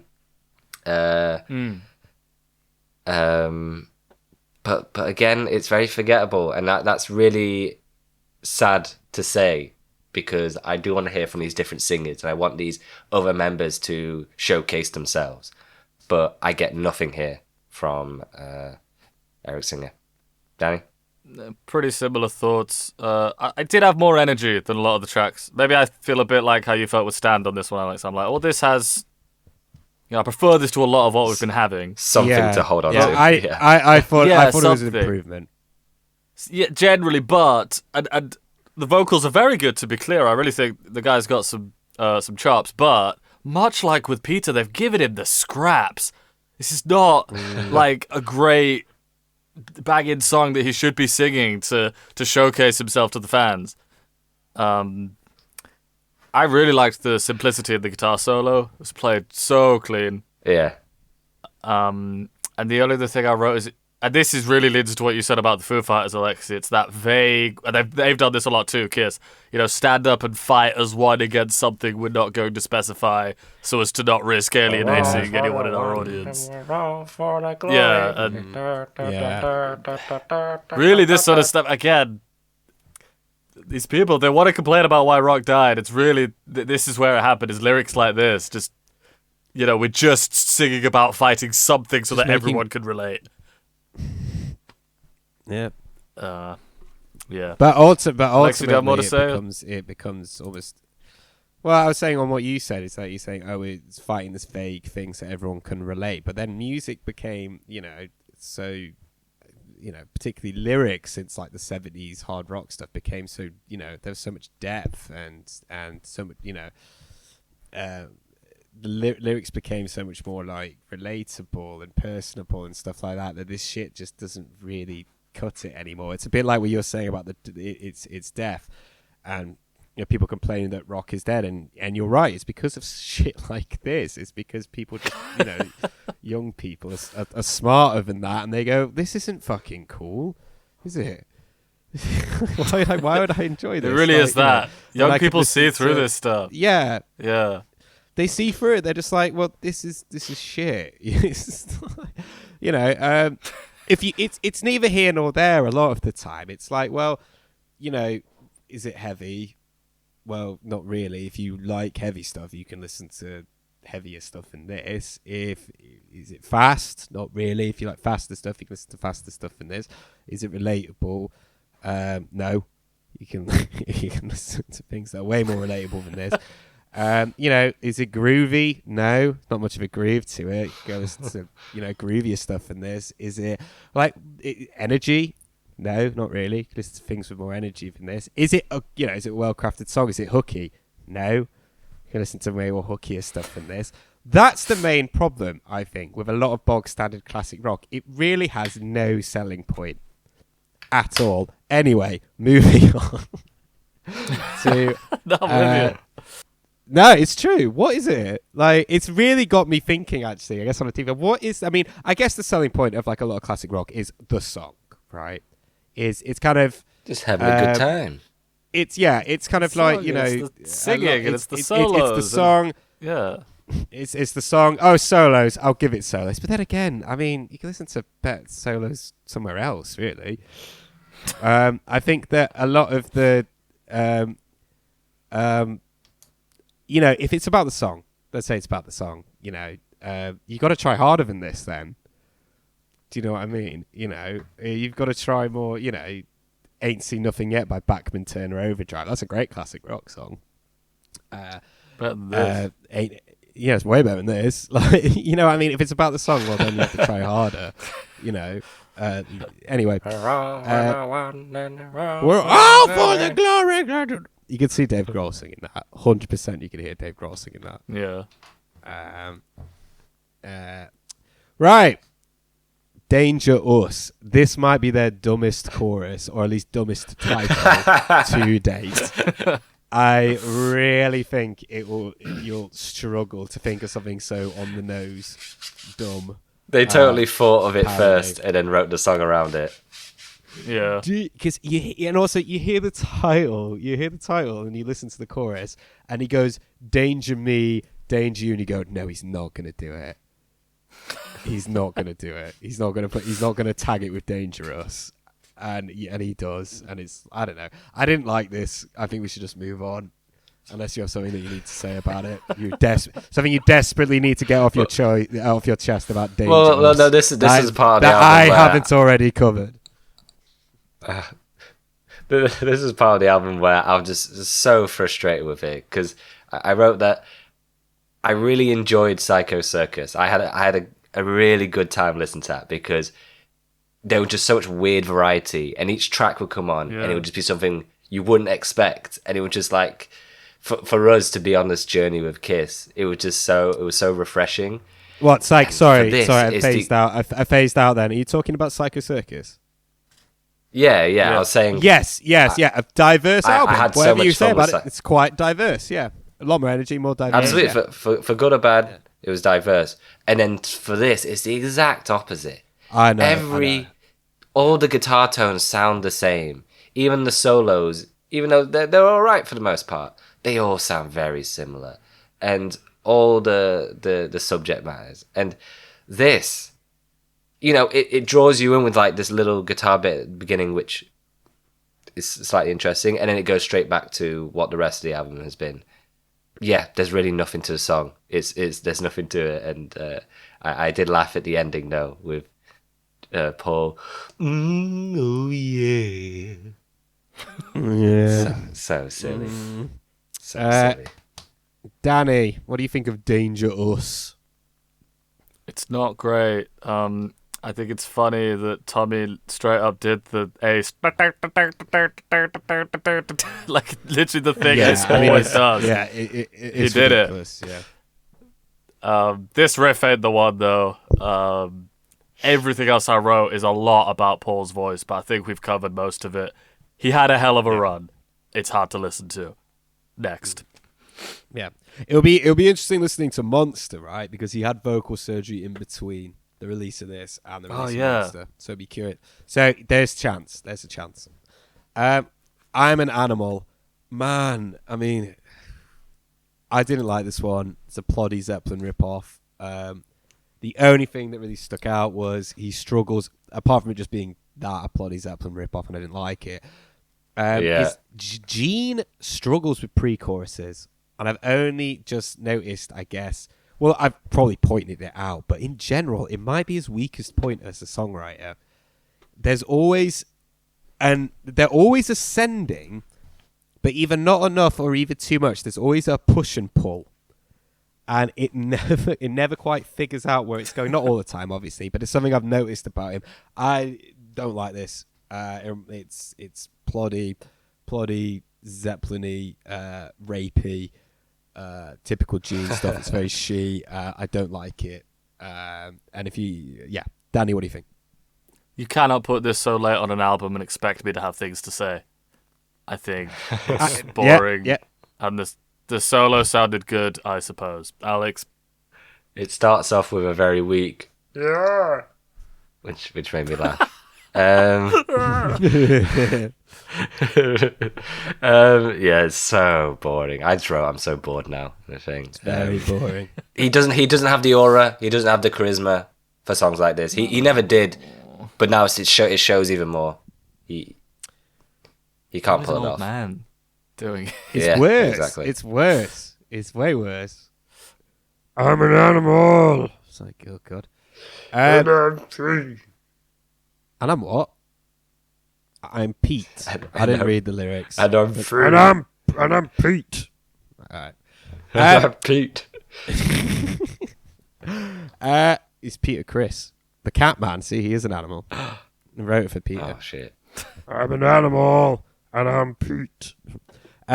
When lightning strikes, this song is proper annoying. I think this song is really annoying. This song bugged me. I think Tommy might be a worse singer than Gene. I think he might be a worse singer than Gene. No, that is. we're gonna fall out. Absolutely not. I really don't like his voice. Are you not a bit biased though because he recorded you a happy birthday message? Does that come into this? Does that cloud Listen, your aspect of the I will criticism? admit and that I have a positive bias towards Tommy because my sister got me a cameo. Because your sister got to of do a him cameo. saying Oh, yeah. Oh, and by the way, that had totally nothing to do with the fact that she probably thought he was Ace or didn't know Ace existed and thought, oh, that's the spaceman. Sick. Danny will love that. No. She definitely doesn't know even who the spaceman is. He was probably the only member of Kiss on the website. Which surprises me if that's the case, honestly. Maybe not. They No, all maybe, I seem don't like they know would why be she on got there. Tommy. She definitely doesn't know any of them. But she knows No. that I do this podcast. Yeah. Oh, He's a better singer than Gene, man. No, that's not bias, man. No, Gene is... I don't like him. Think of I what really we've don't like listened his to voice. over the course of this project. And one track, you're going to say he's a worse singer than Gene. Maybe I am painting Mr. with Blackwell. quite a maybe I am painting with quite a broad brush. Well, I love Thief in the Night because of his performance, because of his work he does on Crazy Nights. Because of his work he does on Crazy Nights, I'm going to put him above. I'm going to say Tommy's worse. Gene saved it. Amazing. Saved it with Crazy Nights. Yeah, no, I don't. I really don't like his voice. Okay, well, Oh, shit. I think his singing... I thought his singing was quite good. I thought it was clean. I thought it was clear. I thought... Why are the other members' songs always so underwhelming? It's like they do it on purpose. Yeah. They will do. Yeah, they've been doing they will it do. since the beginning. Like with Peter, giving him like... What were they giving? Like Baby Driver and stuff. Maybe he wrote that. I don't remember. He did write them. So he wrote Baby Driver and Hooligan. Well, co-wrote them. I think he got quite a bit of help with them. I take those back then. It's nice old school power chords with the cowbell, I guess, but and the soloing's nice too, but really not much to say. Alex, what do you think of his singing, Alex? It's the I get high. On this, really you're right. He sounds very clean and like, yeah, he comes through nicely. I think especially in the chorus of this one, but yeah, I'd say he's a better singer than Gene given this one track, but it's not like above and beyond. You know what I mean? Like, you really think from this track, Danny, that he really like showcased himself as an excellent singer? No, I don't think I said that. I said he sang well. Okay, I'm not gonna go too far. Okay. He's okay. Gene's a really bad singer.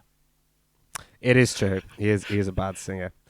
I think that the other problem with this song is like, I mean, talk about the Ace, the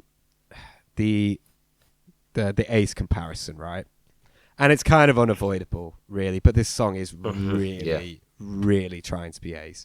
Like the riff is very Ace. It's very choppy. It's very shock me. The title, When Lightning Strikes, is like you can't really avoid that. It is, When Lightning Strikes, shock me. It's pretty shameless. And I'm not protective of Ace either, really. I think he's cool, but you have to call a spade, and you don't have to be a big fan to see what's happening. Right, shall we move on? We're nearly at an end. I would like to take the reins on this one, on this bad boy. This is the best song on the album, hands down. Agreed. It's leaning more into their 80s Crazy Night sound, just a bit dirtier and a bit heavier, but still with decent production. Still sounds good. The verse has a lot of intention. The bridge is jubilant. Things are picking up a little bit. It's shifting gears in the right direction. It's pitched just right. And then the chorus happens. And we're in. Let me hear you say yeah. It's so simple, but it's so Kiss. And I actually think, as a sentiment, it sums up the band and what the band stands for when they're at their best perfectly. I think Let Me Hear You Say Yeah is the band's almost definitive statement of intent. That is it. And in a way, if this had been the last thing that they'd ever put to tape, it would be a perfect career closer. Just one final time. I wrote the same thing. Just one final time. Let me hear you say yeah. And particularly the last chorus of the little mini build where Paul's like just belts.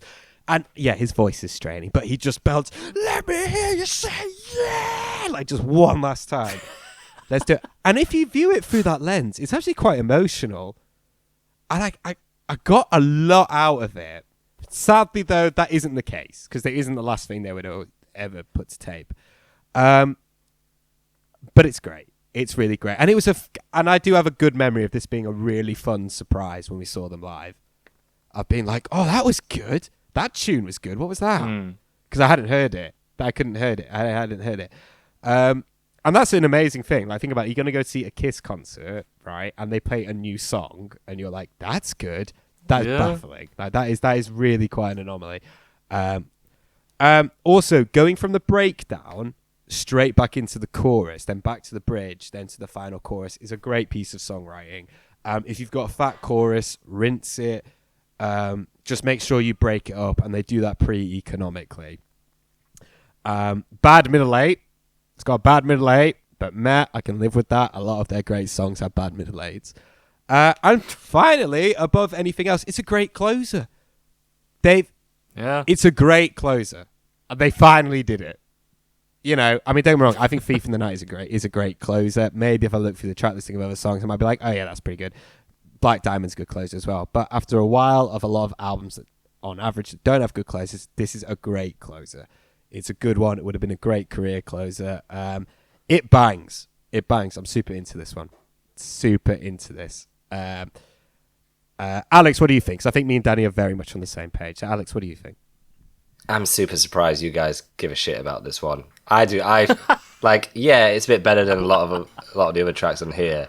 But it's a step down for them. Come on, it's a proper step I disagree. Down. Like the chorus is just so lame and like it's literally them saying yeah. Alexei, we should have it's lame. Kiss.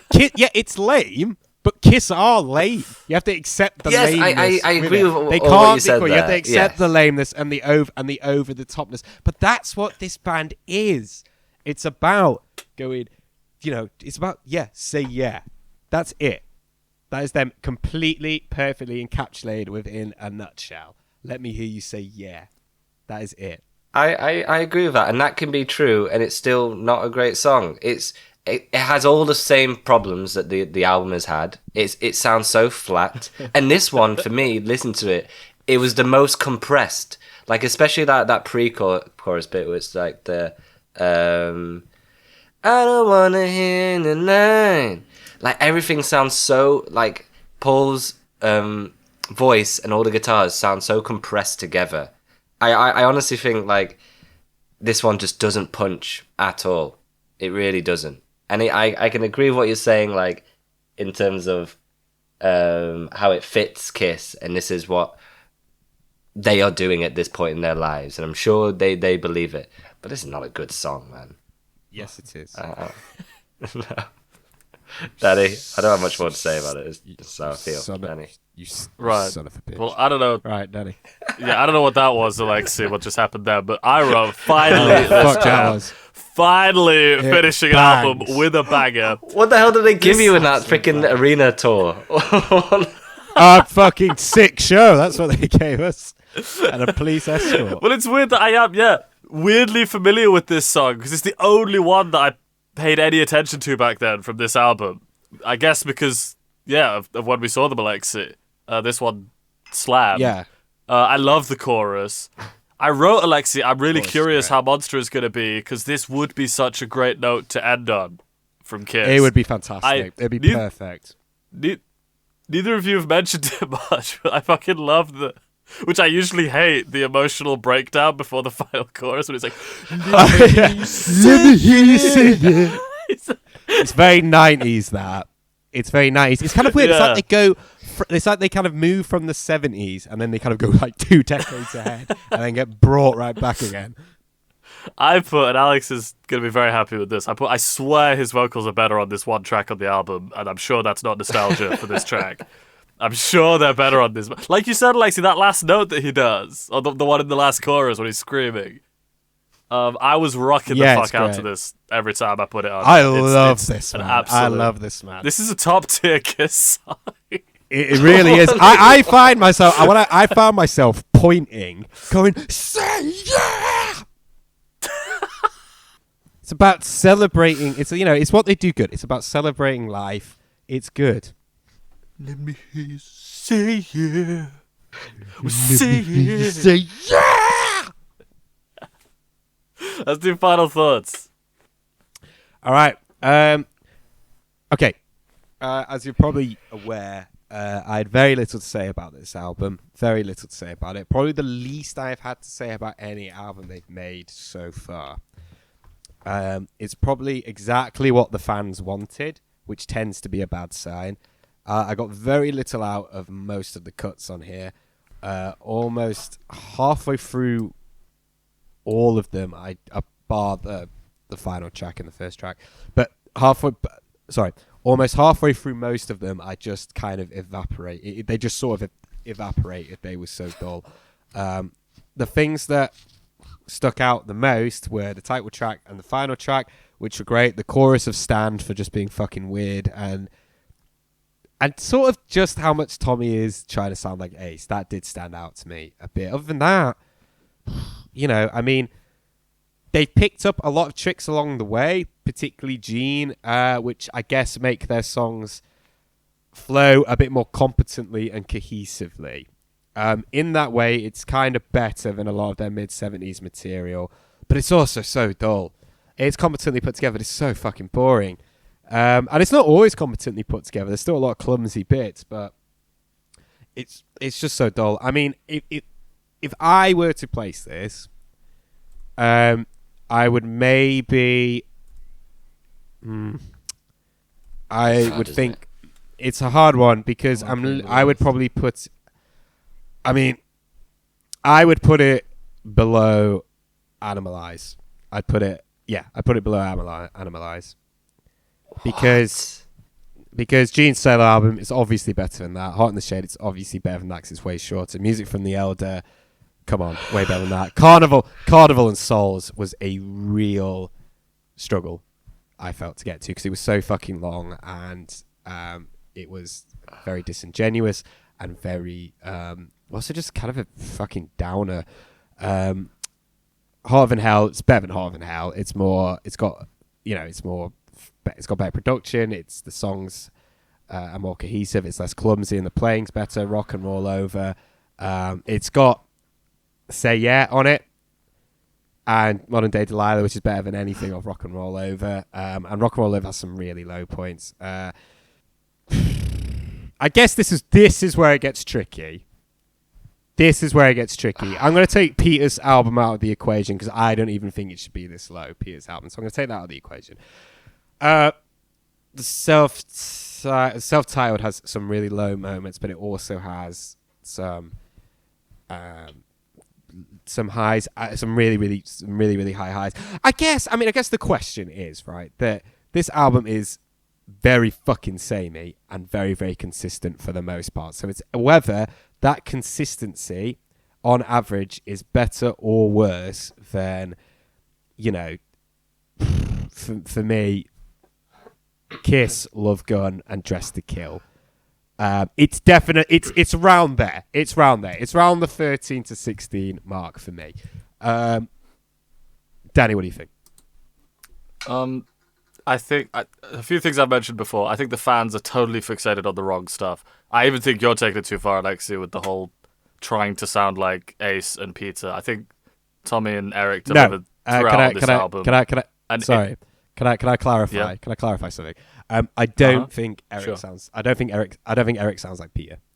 I think Eric is his own sort of voice and stuff. I did pick that up because I said it was like a mixed bag. I think the only one that I was like, fair enough. yeah, it becomes unavoidable. Is I think was Tommy. I think Eric is definitely his own sort of thing. I don't even think he sounds like, even with particularly with his singing, like he's obviously not trying to sound like Peter.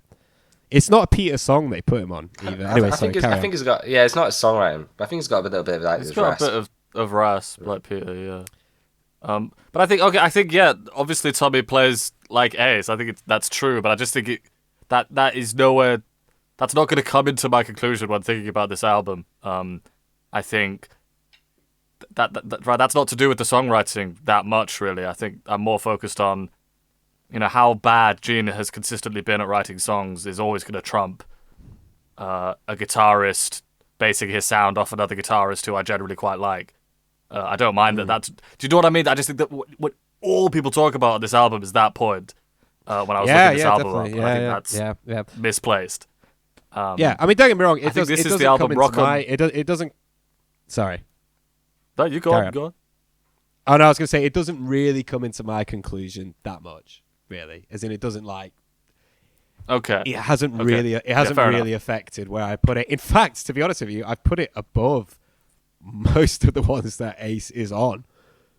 Or at least from the classic era that he's on. Rock and Roll Over, Love Gun, Kiss, and stuff like that. I actually put it higher than that.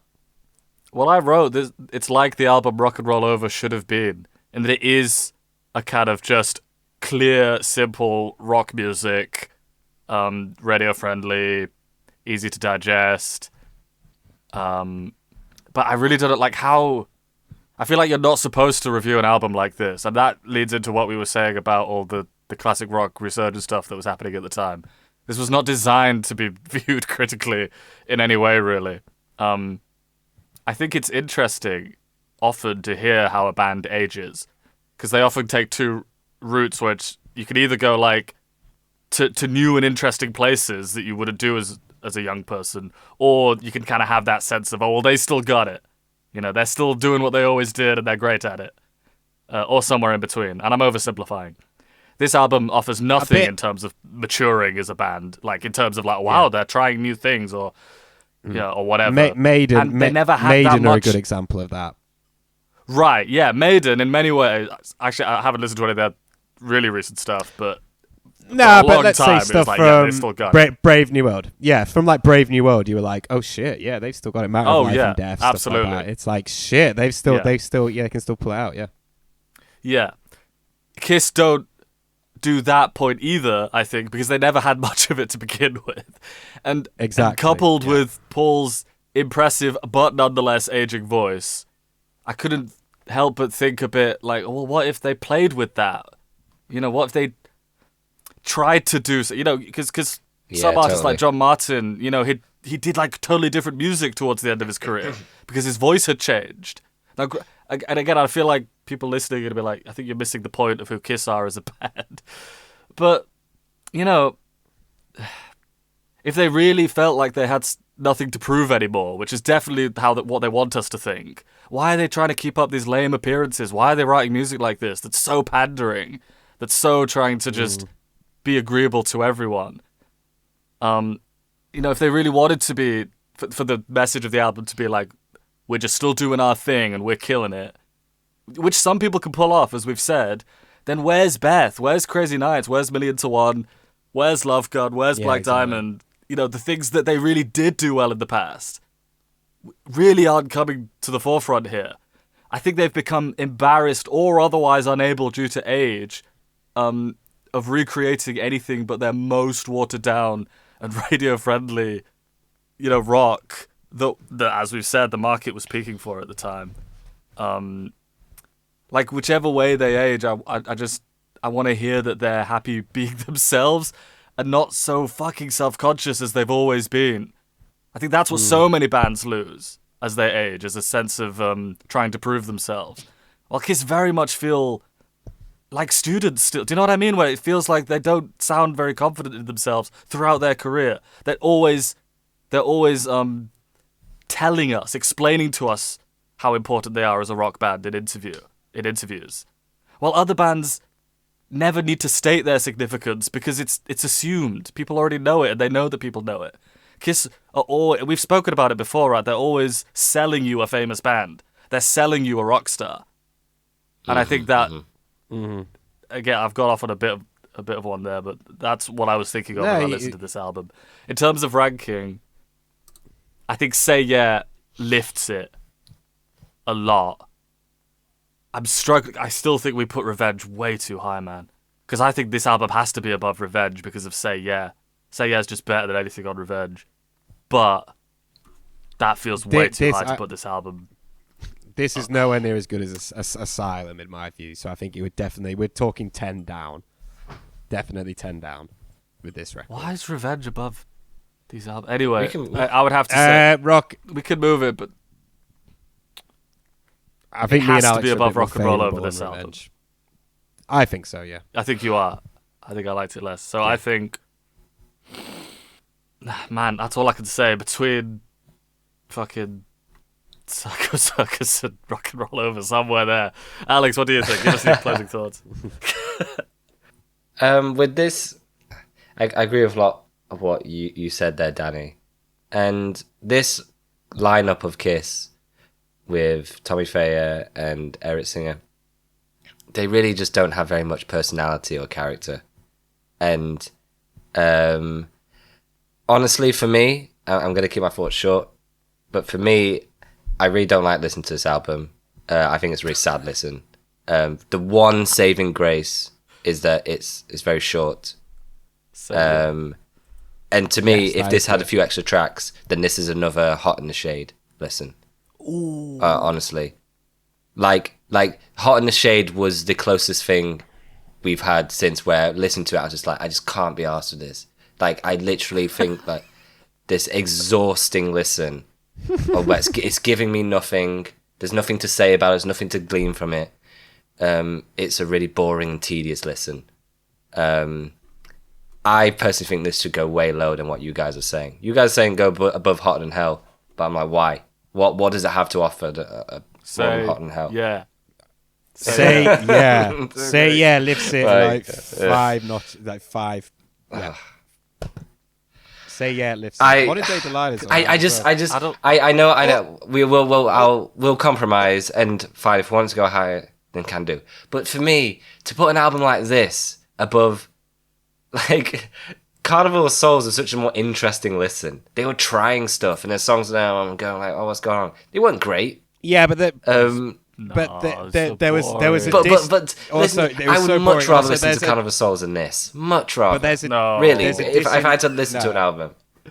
No, there was a disingenuous. You guys are crazy. You take away the first track and the last track, and you would want to listen to this album. Then what? Then Carnival of Souls? Oh God, no! But it lifts it, Alex. It lifts. It lifts it. Also, I would argue that I probably would rather listen to it without the first and last track, just because it would be so much shorter than Carnival of Souls. It would be about a quarter of the time of Carnival of Souls. No, there's an insincerity about Carnival of Souls which really and you don't feel it on here, man. You don't feel it at all here. This freaking lazy ass writing and just throwing it out there and then getting rid of the singers. You said it yourself about that's freaking with Ace and Peter Criss.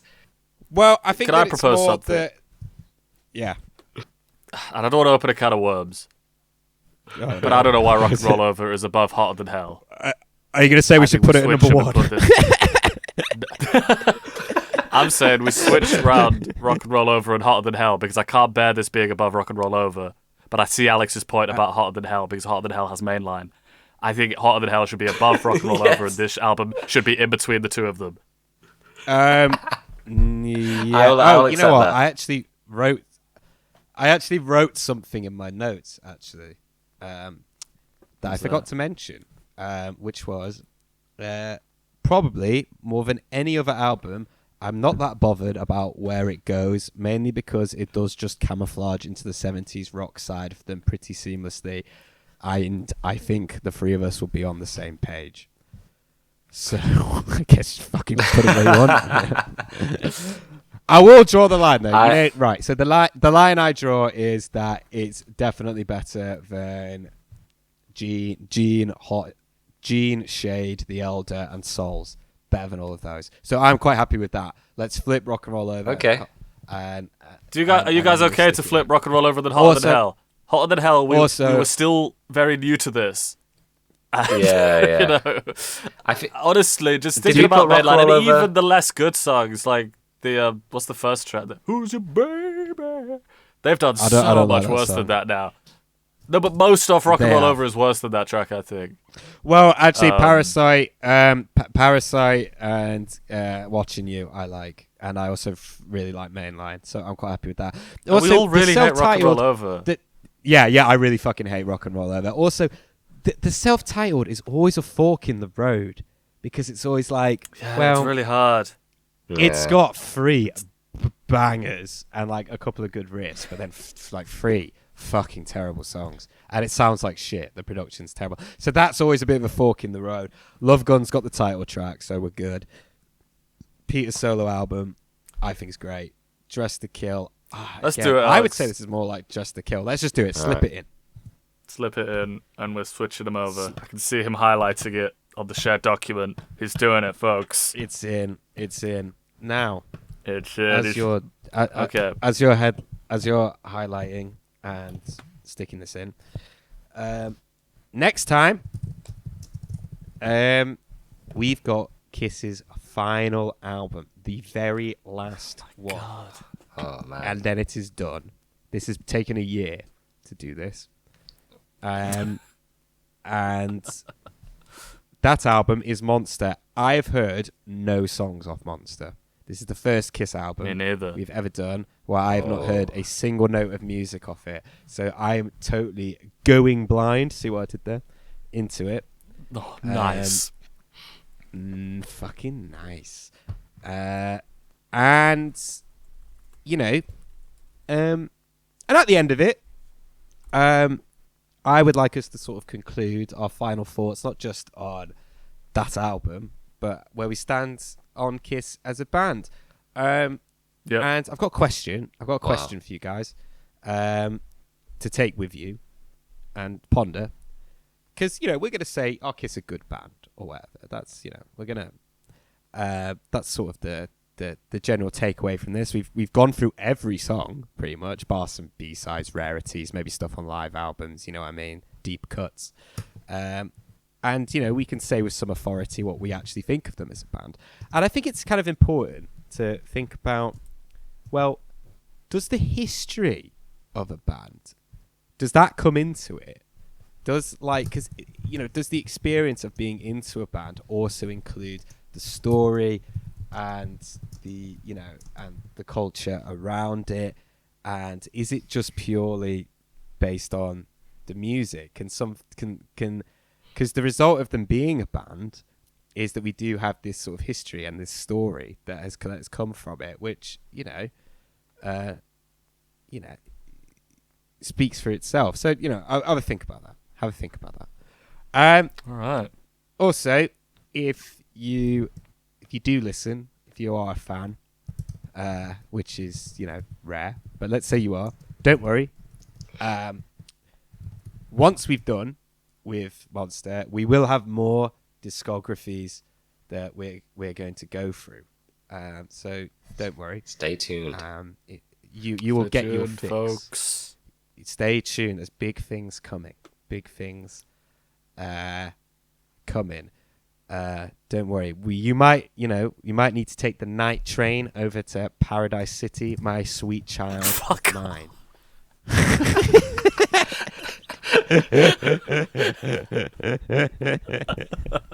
Don't worry, we've got fun and games coming up. Might have to take. There'll be rumors in the comments. If anyone's got a keen ear for classic rock, they might be able to piece that together. You can make some suggestions, but we're gonna be fucking doing Guns N' Roses in spite of your suggestions. So anyway, stay tuned for that. All right, what are we singing? Chinese democracy. Stay tuned for that. I'm falling asleep. So let's do it. What are we gonna sing? I mean, it's gonna be a long way, isn't it? Okay, you ready? 3, 2, 3, 2, 1. Let me hear you say yeah. Say yeah. Say yeah.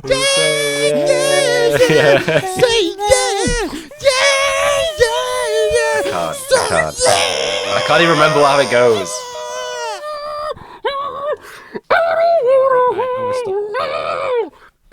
I'm gonna stop recording now. Okay, I'm gonna stop recording.